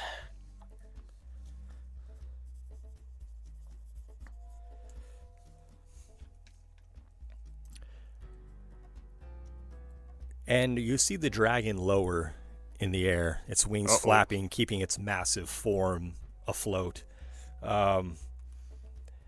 And a chill fog emanates from the creek bed and surrounds Durian, Edward, and Peter. Desperado, you kept your distance, right? I did. Okay. As the fog appears, will you guys please make Constitution saving throws?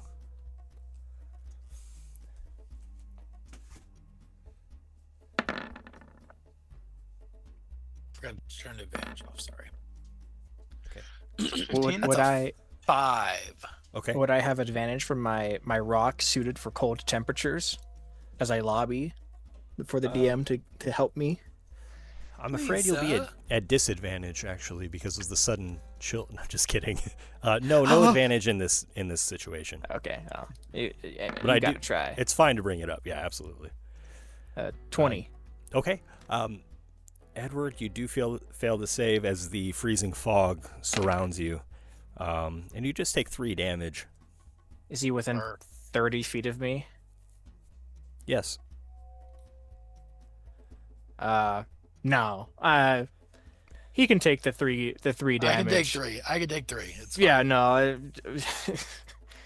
He can take 3. I'm gonna wait for a much worse thing to happen.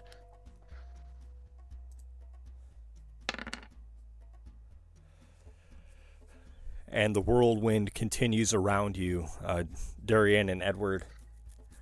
If you guys would please make strength saving throws.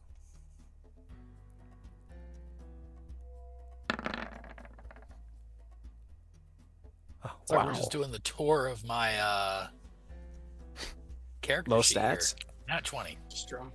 21. Okay, Edward, you are next. Yay! And again, there's Edward, the we're dragon's fighting breath wind, man. made manifest here among the group of you. It has already felled half of the hunters, and the dragon is high overhead, over 100 feet. All right. So good time to mention that with our last level up, Edward's unarmed strikes with his Crimson Right do count as magical for the sake of overcoming resistances, etc. a good time. So with that being said, I'm going to Edward's going to run up to the magical air and swat his claws at it until it hurts it. Nice. Okay. Something. We'll see what happens.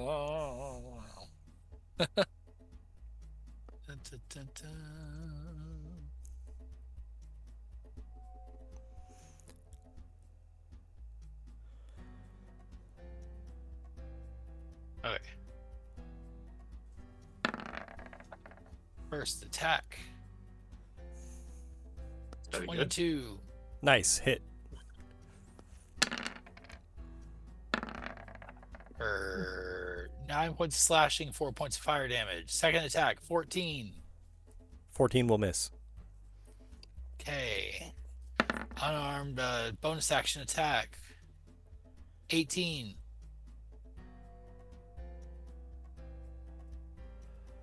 18 will hit. And you see as you slash into this maelstrom, or this whirlwind, pieces of it begin to fly off and it diminishes somewhat, effectively bloodied. And then 11 damage after that. Okay. Yes, yeah, 11 damage is the third attack that hit.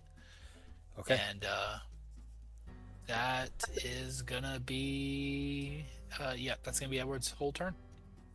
As Edward is hitting this, Ben, can we tell if his fiery hands are more effective, or if it's any different than? Let me ask, Desperado, I assumed not, but the arrows that you shot were not magical arrows, right? They're not magical. No, it's just Okay. just laced in radiant energy from the actual piercing damage is regular piercing damage. Okay. Durian's and Edward's attacks, enhanced by magic, did seem to be more potent than yours. Okay. Not necessarily from the flame, but just from the property Magical of their essence. attacks. Yeah. Sure. Cool. And I'm after glad I asked. Edward is Peter.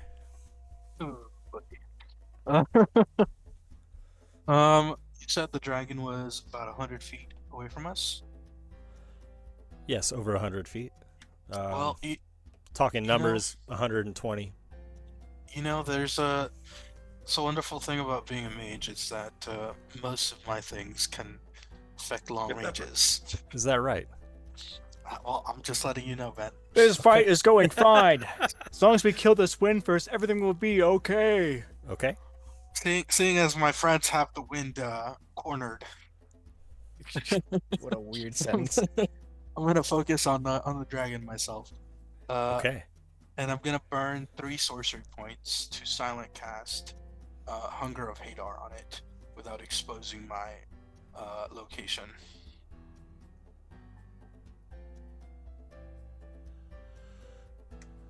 He's thinking.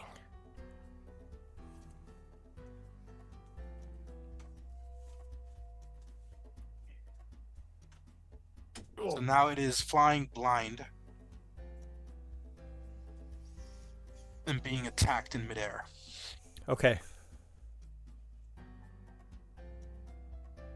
Very good. And so a void appears where the silhouette of the dragon was in the sky. Essentially a large black orb taking its place. After Peter, Gothak rushes forward, his long sword drawn, and he assaults Rave's breath.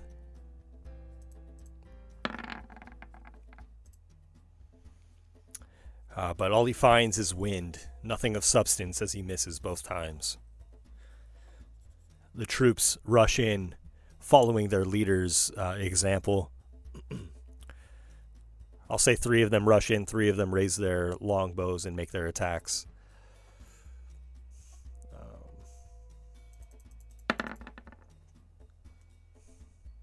Ooh. Oh. Get that guy a promotion. And 1 long sword strikes true. 2 arrows find their marks and damage Rave's breath further. Finding a target in the whirlwind in some sense making an impact. The arrows then fall to the ground. And next is Desperado. I did ready that potion, Ben. Can I use my bonus action just to take my cold resistance potion? Drinking a potion other than a healing potion will take a full action. Okay. I should probably do that. I'll do that. I'm gonna drink the potion, and then I'm gonna move so that I'm within 10 feet of where Durian and Edward are standing. Still perched upon my mount, but hoping to bring them into my aura of protection. Okay, so you basically rush into the fray with the whirlwind and consume your potion. Not quite in it, but like I'm backing them up, so to speak. So if they were in front of me, I'd be behind them. Yeah, but yeah, essentially. So they're between you and the physical threat at this point. Yeah, that's my plan. Okay. Exactly. Yeah. At this point, I think our friend Peter is probably going to piss off the dragon that she might come in, and my aura might help my friends. So I picture the icy wall, if we're just talking left and right, on the left, and then the whirlwind kind of central to, all of the troops now who have charged in, and then I would place you at the bottom with Durian and Edward between you and the whirlwind. That makes sense. Yeah, that's perfect. Thank you. Yeah. Okay. After Desperado is Durian. Guys, we gotta kill this wall wind thing. Let's get him. And just same thing as before. Just kind of chop at a wall. See what I can do. We're going to take 2 big axe attacks at it recklessly. 27, 28 for a smattering of 20 and then 19. That's 39 damage.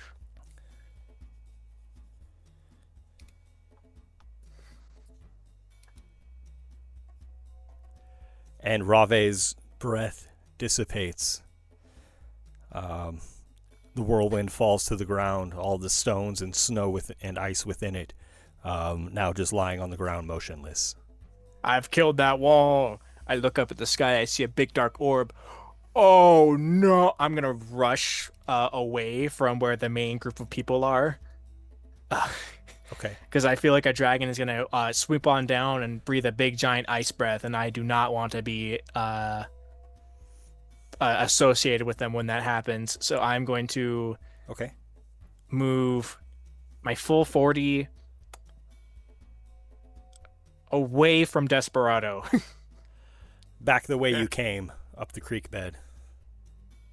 Yeah, away from a mass of people, if I can help it. Yeah, and easiest to run away from the wall that would block your path. Okay. Yeah, and I'll get out of there. And if I have to run up again, I will. But that's where I'm at. Oh, these poor hunters are just gonna get obliterated. As you flee the group, Durian, you see the shape of the dragon spearheading downwards, its wings tucked in a dive to escape the hunger of Hadar. Peter, as the dragon starts its turn there, will you please roll damage? Okay, I think it's 3d6, right? Or 2d6, sorry. You tell us. It's your spell. 2d6. Yeah, it took bludgeoning and then cold or something like that, right? Oh, it's cold and then bludgeoning. Or cold and then some acid. That's going to be 4 damage.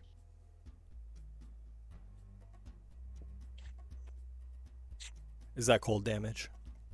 Any creature that starts its turn in the area must, which it is, it just started its turn in there, must succeed on a dexterity saving throw or take 2d6 acid. Acid, okay. Beautiful. And you see the dragon plummeting to the earth.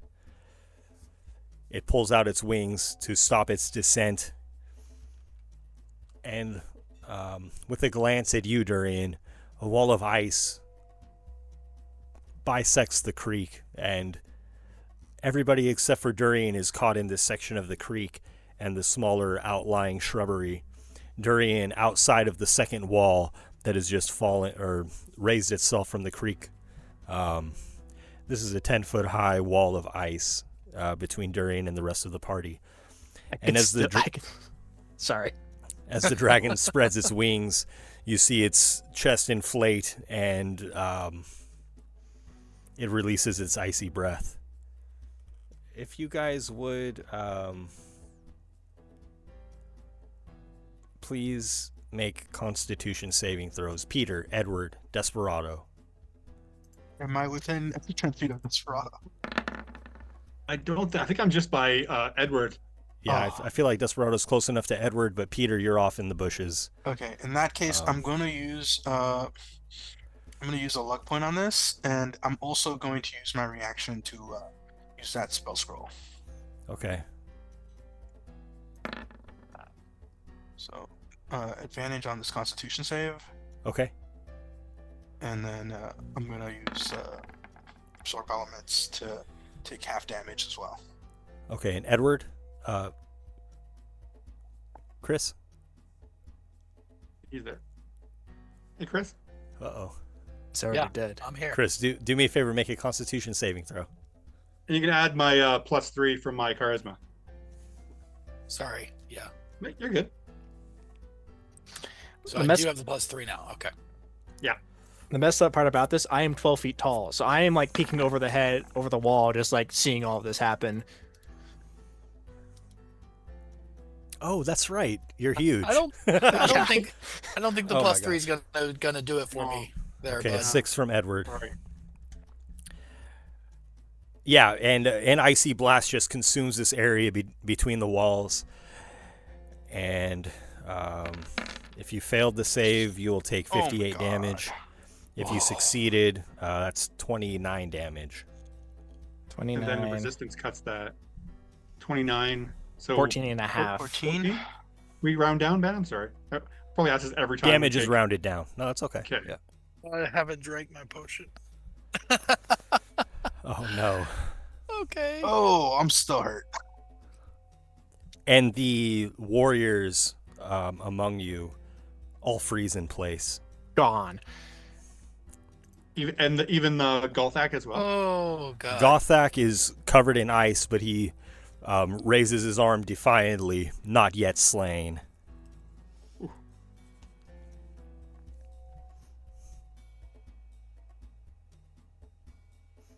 Money well spent, my friends. And you find yourselves with the dragon above you, about 60 feet high in the air. And next is Edward. How you doing there, buddy? He's making saving throws? Hey. He's making a save. He's still our friend. Yay. I'm fine. I'm good. We're good. This is good. This is fine. Are you sure? Yup. Are you sure? Yes. This is where it happens. Can I drink that potion as a bonus action? That resistance one? The resistance potion must be a standard action. I'm sorry. Cool. Dude, just down 2 potions. Yeah, just chug 2. You could drink that potion as a standard and then drink a healing as a bonus. As a chaser. And then you roll for the healing potion. Nobody.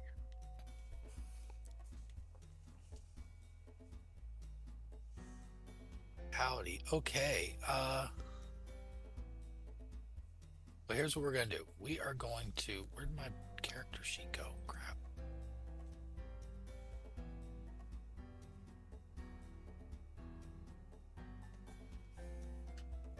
Sorry, I went to a different tab and Roll20 got jealous.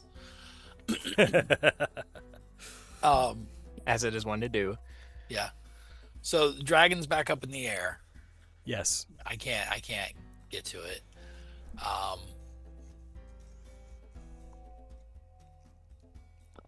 Is the wind still fighting us too? The wind has been dispatched. Oh, that's right. Okay, cool. Yeah, I'm going to drink. Yeah, I'm gonna double chug, like we said. I'm gonna drink the potion for my action, and then I'll bonus action one of those greater healing potions that I drank or that I bought. Those are 4. The greater. Yes, 4d4 plus 4. Yep. 4d4. Yeah. Okay. Yep.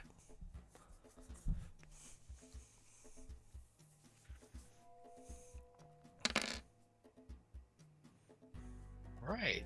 So that's there. That's 14 back. I'm fine, guys. Solid. It's fine. We're good. I just doubled my hit points. We're okay. That'll be my turn.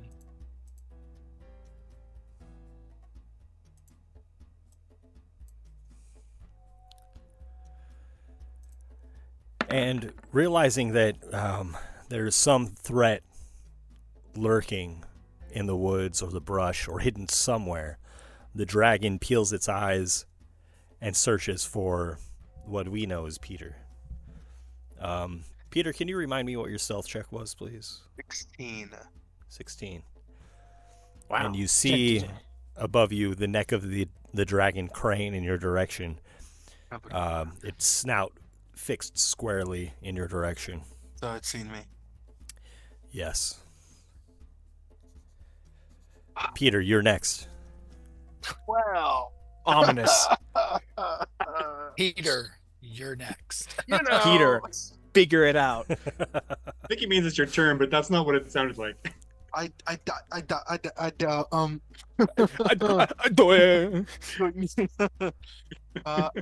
seeing my friend, my werewolf friend, is in a bit of pickle, and so I'm going to try to help him in order to help myself by giving this dragon a bigger threat. Okay. Right? That's how that works. Huh? We'll see. Sure. What are you doing? So, I'm going to burn a sorcery point to silent cast this, as I'm going to cast Polymorph with my single use of a 4th level spell slot, targeting my ally Edward, and I'm going to turn him into a giant ape. Okay, cool. Sure. Let's do that. Edward goes from wolf man to ape. Giant. Can I reflavor this into like a giant wolf? Like, that would be dope. Yeah. Guys, I think the curse has gotten worse. So now you are huge-sized wolves, man. And again, this was using a sorcery point to cast this with a subtle spell, so it doesn't look like I've casted anything. And then I'm going to look at the dragon, and then look at myself, and run away. And I'm going to act like I am completely powerless in this situation. Let's have a deception check. Just for the fun of it. Seems deceitful, Ben. I mean, is it? Yes. As you just try to give the impression that you're not really a threat. Not a threat. I'm just a little guy. Just a little guy. I'm just a little guy. That's right. He's a silly little guy. Okay. Deception? Yes, please. Well, that's a 16, Ben. How wise is a hunter animalistic dragon? Its head continues to follow you as you snake your way through the tree line. That's it doesn't seem to have been put off your trail. Okay. In that case, can I use another one of my abilities? Where is it?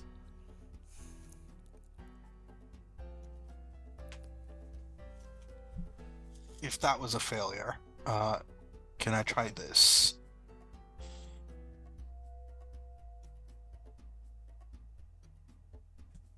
Using magical guidance? Yes, to try to re-roll that and see if I can roll higher. Okay. Yeah. So this would be my second attempt.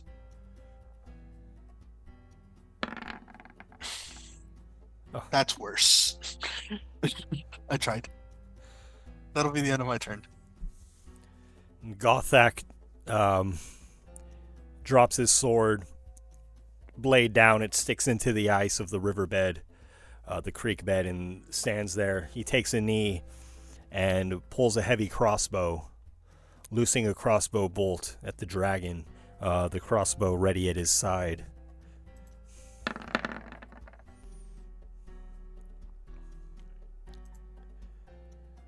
And the bolt flies past the dragon that hovers there in the air.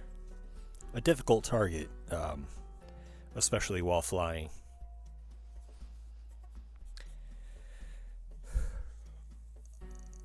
And all of the other hunters and troops that have joined you have been either cast aside, felled unconscious, or have been frozen in place by Rave's breath. Desperado, you're up. There are walls of ice before you and behind you on the creek bed. You see as Peter flees in the woods, and you stand there with Durian, Edward, and Gothak. Rave flying overhead. Nice. So I just like squeezing my mount with my legs, I pull 2 arrows in just rapid succession. I loose 2 arrows at this the beast that flies overhead. Ben. Okay. Are these the poison-tipped arrows?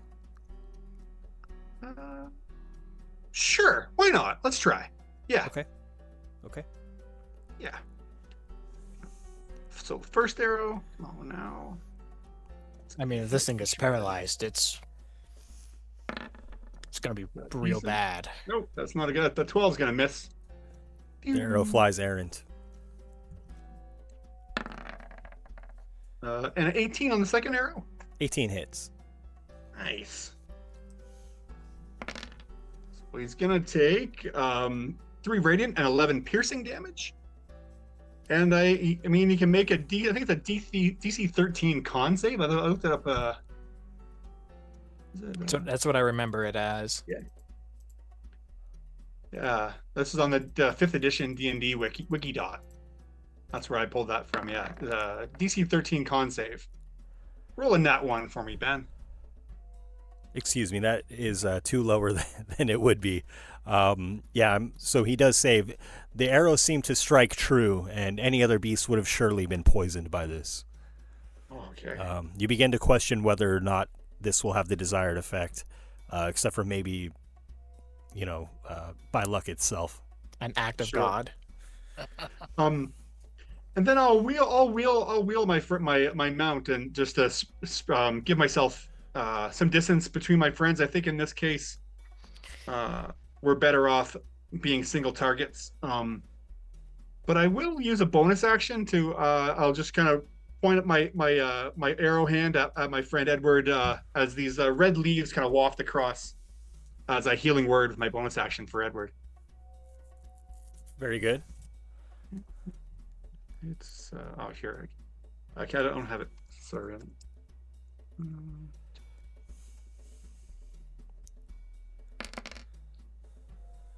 Heal you for 8 more hit points, Edward.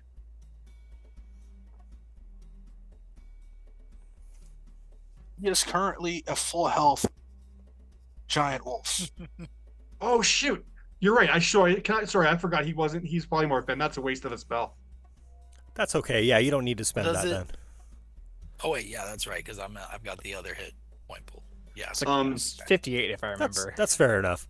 My bad. I apologize for. No, that's okay. Going back in the DeLorean. I forgot to. I mean, so no worries. Yeah, in that case, I'll just wheel and maybe try and take some cover under some tree cover. If I can keep within range of Durian, I will try to do that. I'm on the other side of the wall. Within my. What's that? Oh yeah, that's right, Desperado. You find yourself outside of these barriers of wall. I'm sorry, I think I described that poorly. How long is it? I've got quite a. My friend can. He's got about 50 feet of movement. Maybe it's more than that. Sure.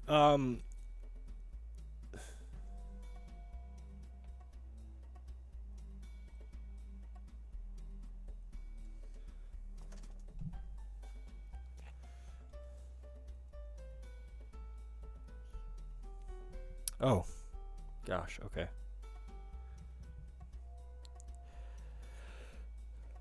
Yeah, I'm sorry. So I totally botched this. The wall is 30 feet long, 30 feet high, and 1 foot thick. So the issue with this is that the creek bed is surrounded by dense foliage, enough so that Peter can easily hide within it. It would be challenging for your mount to leave the creek bed. Just, picture, a river where bushes are even encroaching on the shores, just densely so. Sure. So if you want to stay on the back of your mount, it would be difficult terrain to venture into the shrubbery. So I don't think you would find a way around it. I would say the creek bed is, let's just call it 15 feet. So then this wall extends, 7.5 feet on either side. You could probably find yourself on the side going of down one the of middle. them. It goes across, it's like splitting. Yeah, it's kind of captured the party between these two walls in the creek bed, where then there's also the shrubbery and trees on either side of the creek. Right. Yeah, we're basically trapped. Yeah, and you're trapped outside, separate from them. Right. Yeah. And it's 30 feet up. Yeah. Okay. Sorry, we're doing this theater of the mind, so sometimes some of the That's details get a little muddled. But yeah, okay. No, this is good. Then I think even although it is difficult terrain, I think that might be my best course to just slowly move in among the foliage, Sure. just to get some cover. And you're trying to get line of sight on the rest of your party? I would like to try, yeah. Okay. And I mean, you see Peter kind of booking it away from Durian, Edward, and Gothak, but as you come to the side of this icy wall, it towers above you, and I guess that kind of retcons Durian being able to look over it. Right. You just see, within there, the frozen party of warriors, Gothak, Durian, and Edward. They're fighting, standing against this dragon. Okay. So I kind of managed to go through the forest around, and I can see them. Yeah, I would just put you adjacent to the wall within That works. the undergrowth there. Yeah. That works. Yeah, that works for me. Cool. Thank you. That'll be all for me, I think, then. Okay. The dragon seems to hover above the group of you, just surveying the area. And next is Durian. How high is it in the air? 60 feet. All right. I'm going to drink a potion of speed, which gives me haste. As part of haste, I get another action, which is either it's like a couple of things, but one of them is an object interaction, which I'll use to take a potion of flight. And then, as part of that as well, I will use a adrenaline rush to, I don't need to, but I'm doing it for the temporary HP, and I'm going to get in this thing's face. I can't attack it, and I'm right next to it. But I basically you also just belch from having drinking so many potions now. Yeah, I totally do. I got like 6 status effects on my bar right now. Right when you show up in front of the dragon, you just belch in its face. I'm gonna kill you. Oh my God. Yes, and that will be my turn. So I am. I want to be on top of the dragon, on like its back, just ready for doing what I need to do. The dragon I'll lose my rage because I didn't attack. The dragon flaps its wings violently, not with the intention of moving, but with the intention of harming you, Durian. Mm-hmm. Please make a dexterity saving throw. Okay. Does rage go away? If your turn ends, you haven't attacked. Creatures since your last turn are taken. Okay, so yeah, I lose my rage. Advantage on dex from like multiple sources at this point. A 5. Wow, okay. And so the dragon's wings beat around you, and one of them even smashes into you. You'll take 11 damage, and you're knocked prone. I am flying, and I do have freedom of movement. I'm a slippery Like you boy. can hover?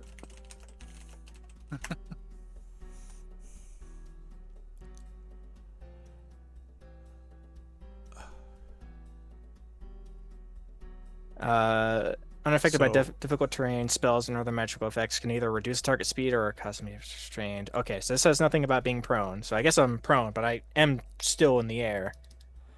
Okay, you do immediately fall by rules. Well, I'm on its back. According It said it wasn't to moving. rule. Oh, so you did want to get all the way up on its back? Yeah, I wanted. Okay. I was gonna straddle this I thing. misunderstood. I thought that would have happened next time. Okay.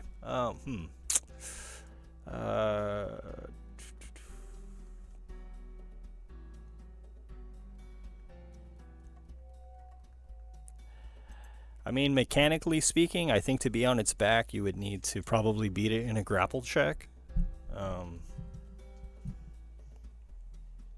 Rather than just being in the position of being on its back.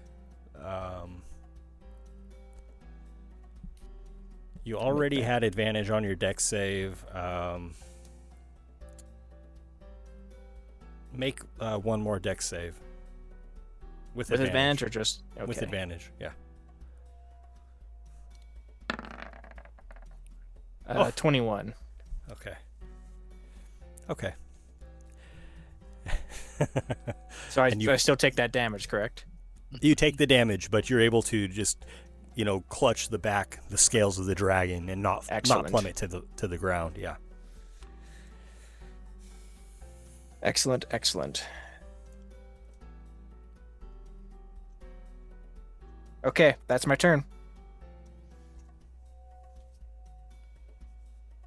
I realize that it is its turn next, and I am in a bad spot. So, I feel like he's effectively grappled, even though he kind of bypassed that mechanic. So this dragon tries to spin quickly in the air to get you off of its back. I'm going to have its grapple check at advantage and yours at disadvantage, with either an athletics or acrobatics check. Okay, I am enlarged, so any strength check is at advantage, so that cancels out. So I'm just making a normal athletics. Okay. And I will spend an inspiration here. Can I make that advantage if I spend an inspiration beforehand? If it's already canceling out another? No, because they just cancel out. Okay, I will just do a normal athletics check then. A 20. Wow. Okay, and your bonus is larger, so. Wow. Whoa there, boy! Whoa!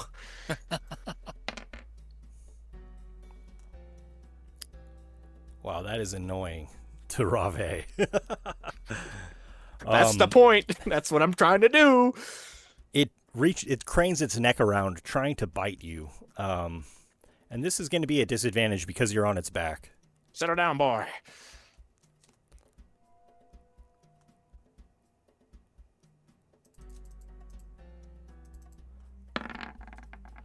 A 13. 13 will miss. God, I have like 40 things. I'm not using my great bloodthirsty axe, which gives me AC gives me a bonus AC, but I do have haste. Again, it tries to break free of you clinging to its back. So opposed grapple checks, please. A 24. Oh my gosh. I'm wrangling this dragon. Dragon fights violently against your clutches, but you maintain your position on its back. And next is Edward. Get him, Chris. Okay. Well, I am. What am I now? I'm still an ape. You're giant ape. I've transformed to like several different things. So, dragon's still up in the air though, right? I can't really. You have 60 feet up. Giant ape does have a ranged attack option. And you do have climb speed as well. 40 40 feet. foot climb speed. Is there anything around that I can climb though? A 30-foot wall. The wall. Is it close enough to the wall? Okay. Yeah. I think you're like 25 feet tall too. How big a You're ape huge. Yeah, I am huge. Okay. It's Well, how high actually, up again? You do have the option to throw a rock that could potentially deal 7d6 plus 6 Yeah, I'm bludgeoning looking at damage. that. Pretty solid. Options. That's crazy. But not Durian's bad. on its back now, though. Oh, don't worry about me. Yeah. Not at all. Also, Famous last words. I'm a giant ape, so do I care currently that Durian is on his back? Well, No offense. Well, you're a human transformed into a wolf, transformed into an ape, though. That changes It's things. got like 8 intelligence. I don't know. It's got as much intelligence as me. Ape throw rock. Ape throw rock. Good. Ape throw rock. We see. It is a let's see here. It's a 50, 100. Put yourself, Oh, it's a put dex. yourself It's in the mind of it's a dex save. This isn't gonna work. Each creature in a 5-foot radius sphere contains in the point makes a DC 17 dex save. Huh? What? What For ape the are you boulder looking at? toss. What is this Yeah, guy looking he's right. They are the new. It's in the new rules. Oh, it changed. Okay. Oh, am Yeah. I looking at the wrong version? No, you're good. Oh yeah, I've seen the old one in D&D Kinda Beyond. That's shifted just a over plus to 9 that. attack, and yeah. I mean, we can. What's just a do new that. giant ape? Easier. I think it's the same I must damage. have just opened the wrong one. It is like almost. It is the same damage, but it's just a dex save instead. That's so weird. Yeah, I mean, and this dragon is huge. You could aim at a part of its body that doesn't include Durian, if you wish. I do wish. What Okay, could go so wrong?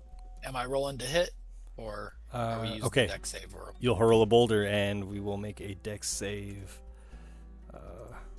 Not as good as you would think. If I'm grappling it, 23. Oh, good enough. Okay. if I'm grappling it, does Saves. that do anything? No. Not for grappling. I don't think so either. I'm just trying my best out here. Yeah, they're just immobile. oh my god, That's so bad. that's Four so more ones, though. bad. Oh, Grapple my does God. not- grapple points does of nothing. Damage. Does it take half? Halved. Yep. So 9. Ow. Ow. Ow. Ow. Take that. Oh, Alright, not Is bad. it, is it bloodied? No, my friend. Rock. Okay. For my bonus action, I'm gonna do my best King Kong roar at him. Nice. Okay. And that's it.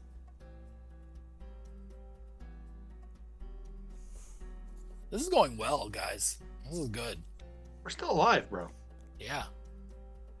The Edward, You're huge wolf. excuse me, the dragon flaps its wings violently. Not the Edward. Durian, please make a dexterity saving throw. With advantage. Due to haste and or whatever it is, danger sense. Or whatever. Okay. I got multiple sources. A crit. Yo. Nice. Okay. Nice. I see, buddy. You weren't asking. You were just saying Wow. you have advantage on dex saves. I do. Next you is do. Peter.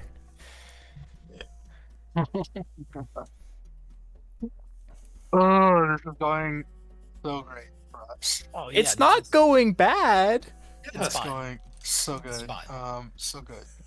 I'm so happy right now. So good. Yeah.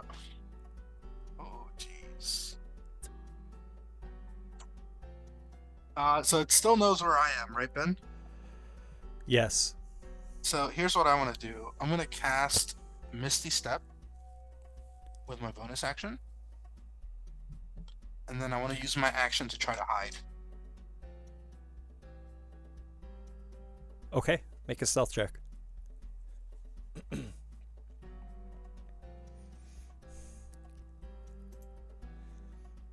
Last luck point to do this at advantage.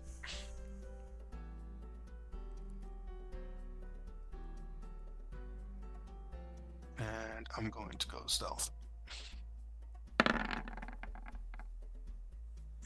That's a 22. Okay. The dragon is not able to follow your movement.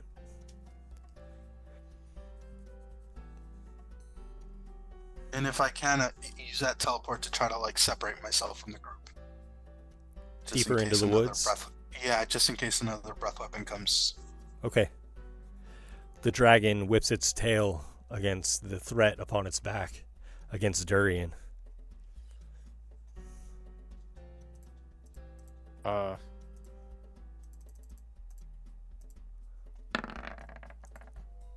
A 21 to hit. that will hit.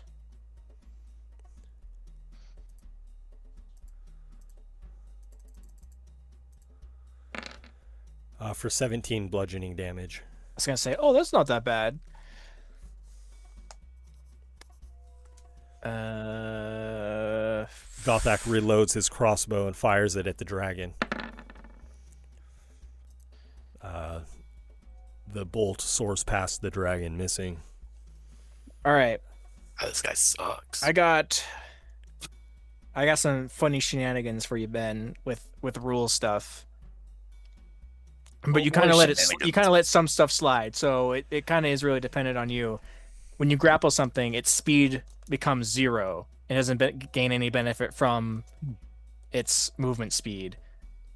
It's flying. I'm flying. Do we both fall, or do we both stay in the air? I think if it knocked it prone, then you would both fall. But I just think because its speed is 0, it can still stay in the sky. It doesn't have to move to maintain flight.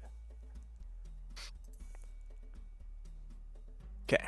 I was looking at that and I was wondering,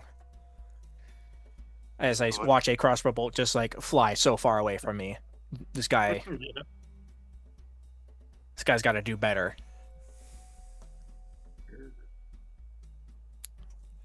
It's a good question, though.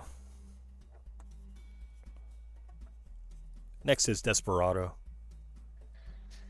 From where I am, I'm kind of just in the fringe of the forest. I came around the wall and I see the durian on top of the dragon above. They're essentially above the trap that it made, essentially, where they're flying. Yeah, about 60 feet in the air. And I'll loose 2 arrows at it and just see if I can do something good. Okay. So my first bowl, let's roll on that 20. Wouldn't that be great? 14's gonna miss, right? We'll miss. Loosening a second arrow. Come on. Hey, there we go. That's better. Ooh.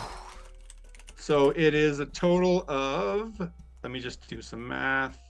17 damage. 4 radiant damage and 13 piercing damage. Nice. Nice.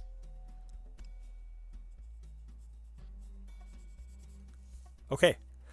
After Desperado is Durian on the dragon's back. All right. It's finally time. I'm going to try and drag this thing to the ground.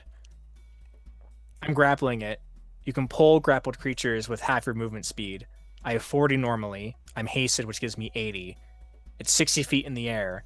I can bonus action Adrenaline Rush to give me a dash action, which means I'll have more than enough, I think, to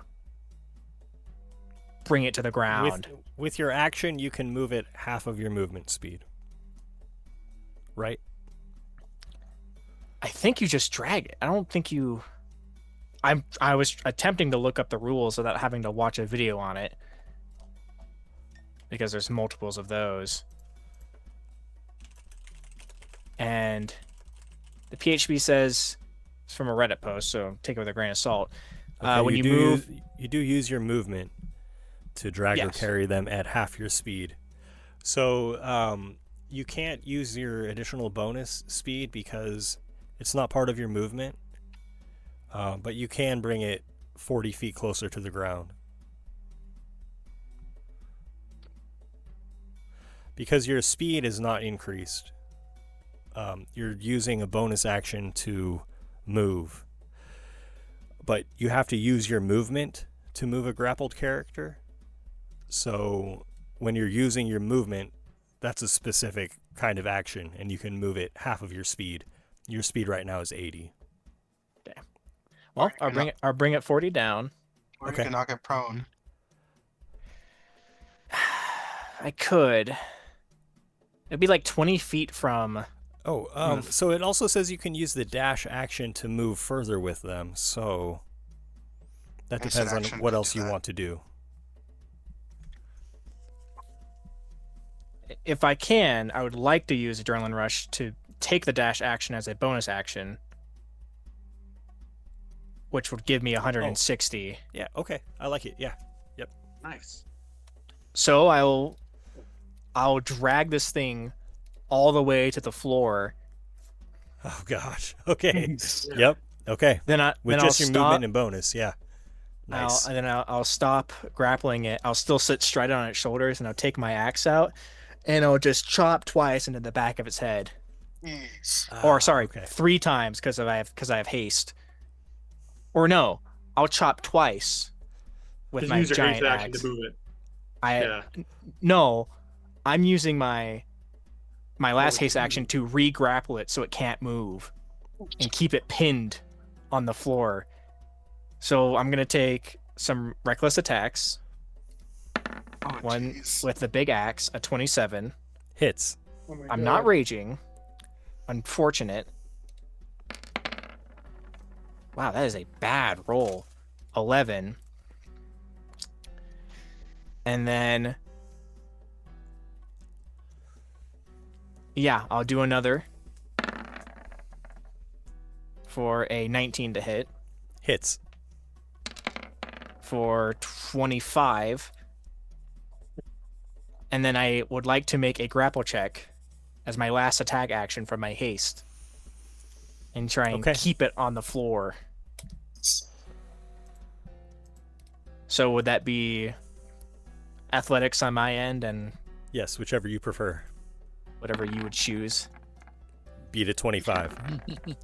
24. Okay. The dragon wrests itself free from your grasp. I'll stick on its back. But I got it there. It's probably going to move immediately, but give people some opportunity attacks at least.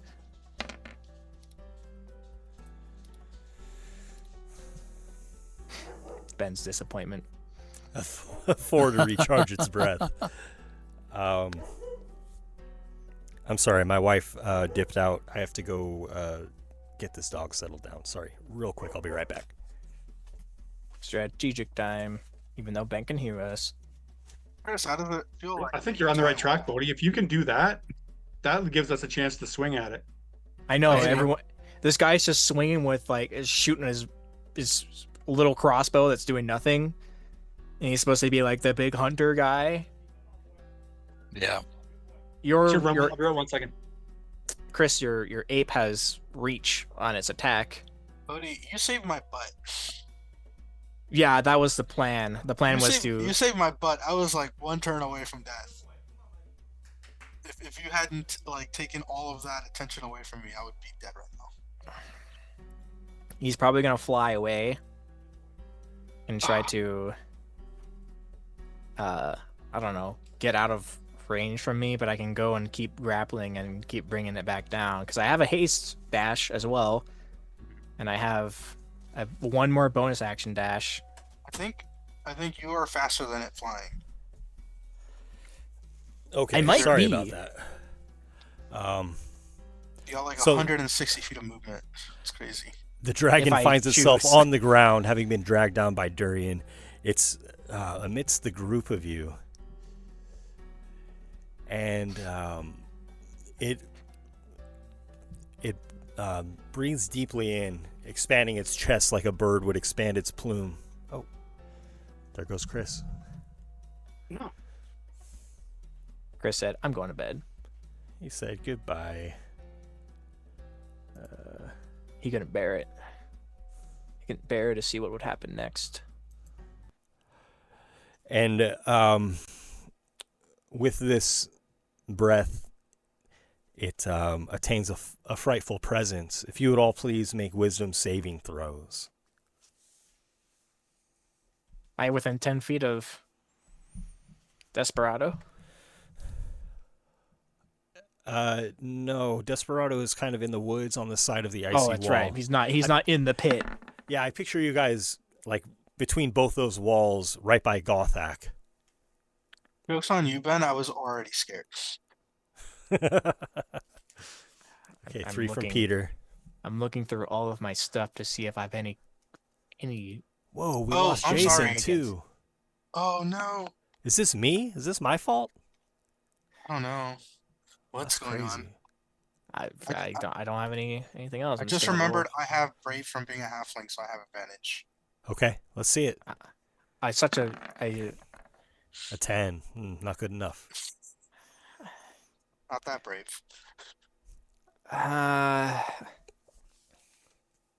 I'll use my last inspiration here. I do not want to be frightened of this thing. I crit.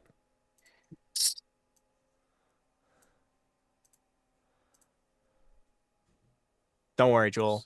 You and I will kill this thing together. I don't think so. I will cheer by the You sidelines. if you polymorph me into an ape, will I still be flying and hasted? No.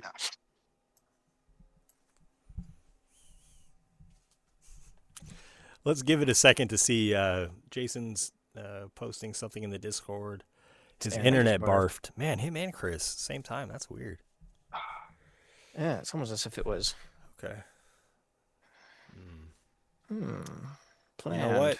Let's give it 1 minute, see what we can get from these guys. Otherwise, we'll pick this up next week. While this happens, we can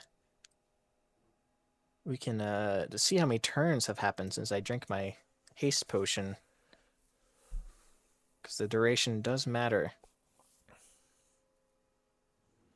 I don't think it's been that many turns. Maybe like 2 or 3. It's been like 2 at least, because I drank it, drank the haste, drank the flying, got up, then I just dragged it back down.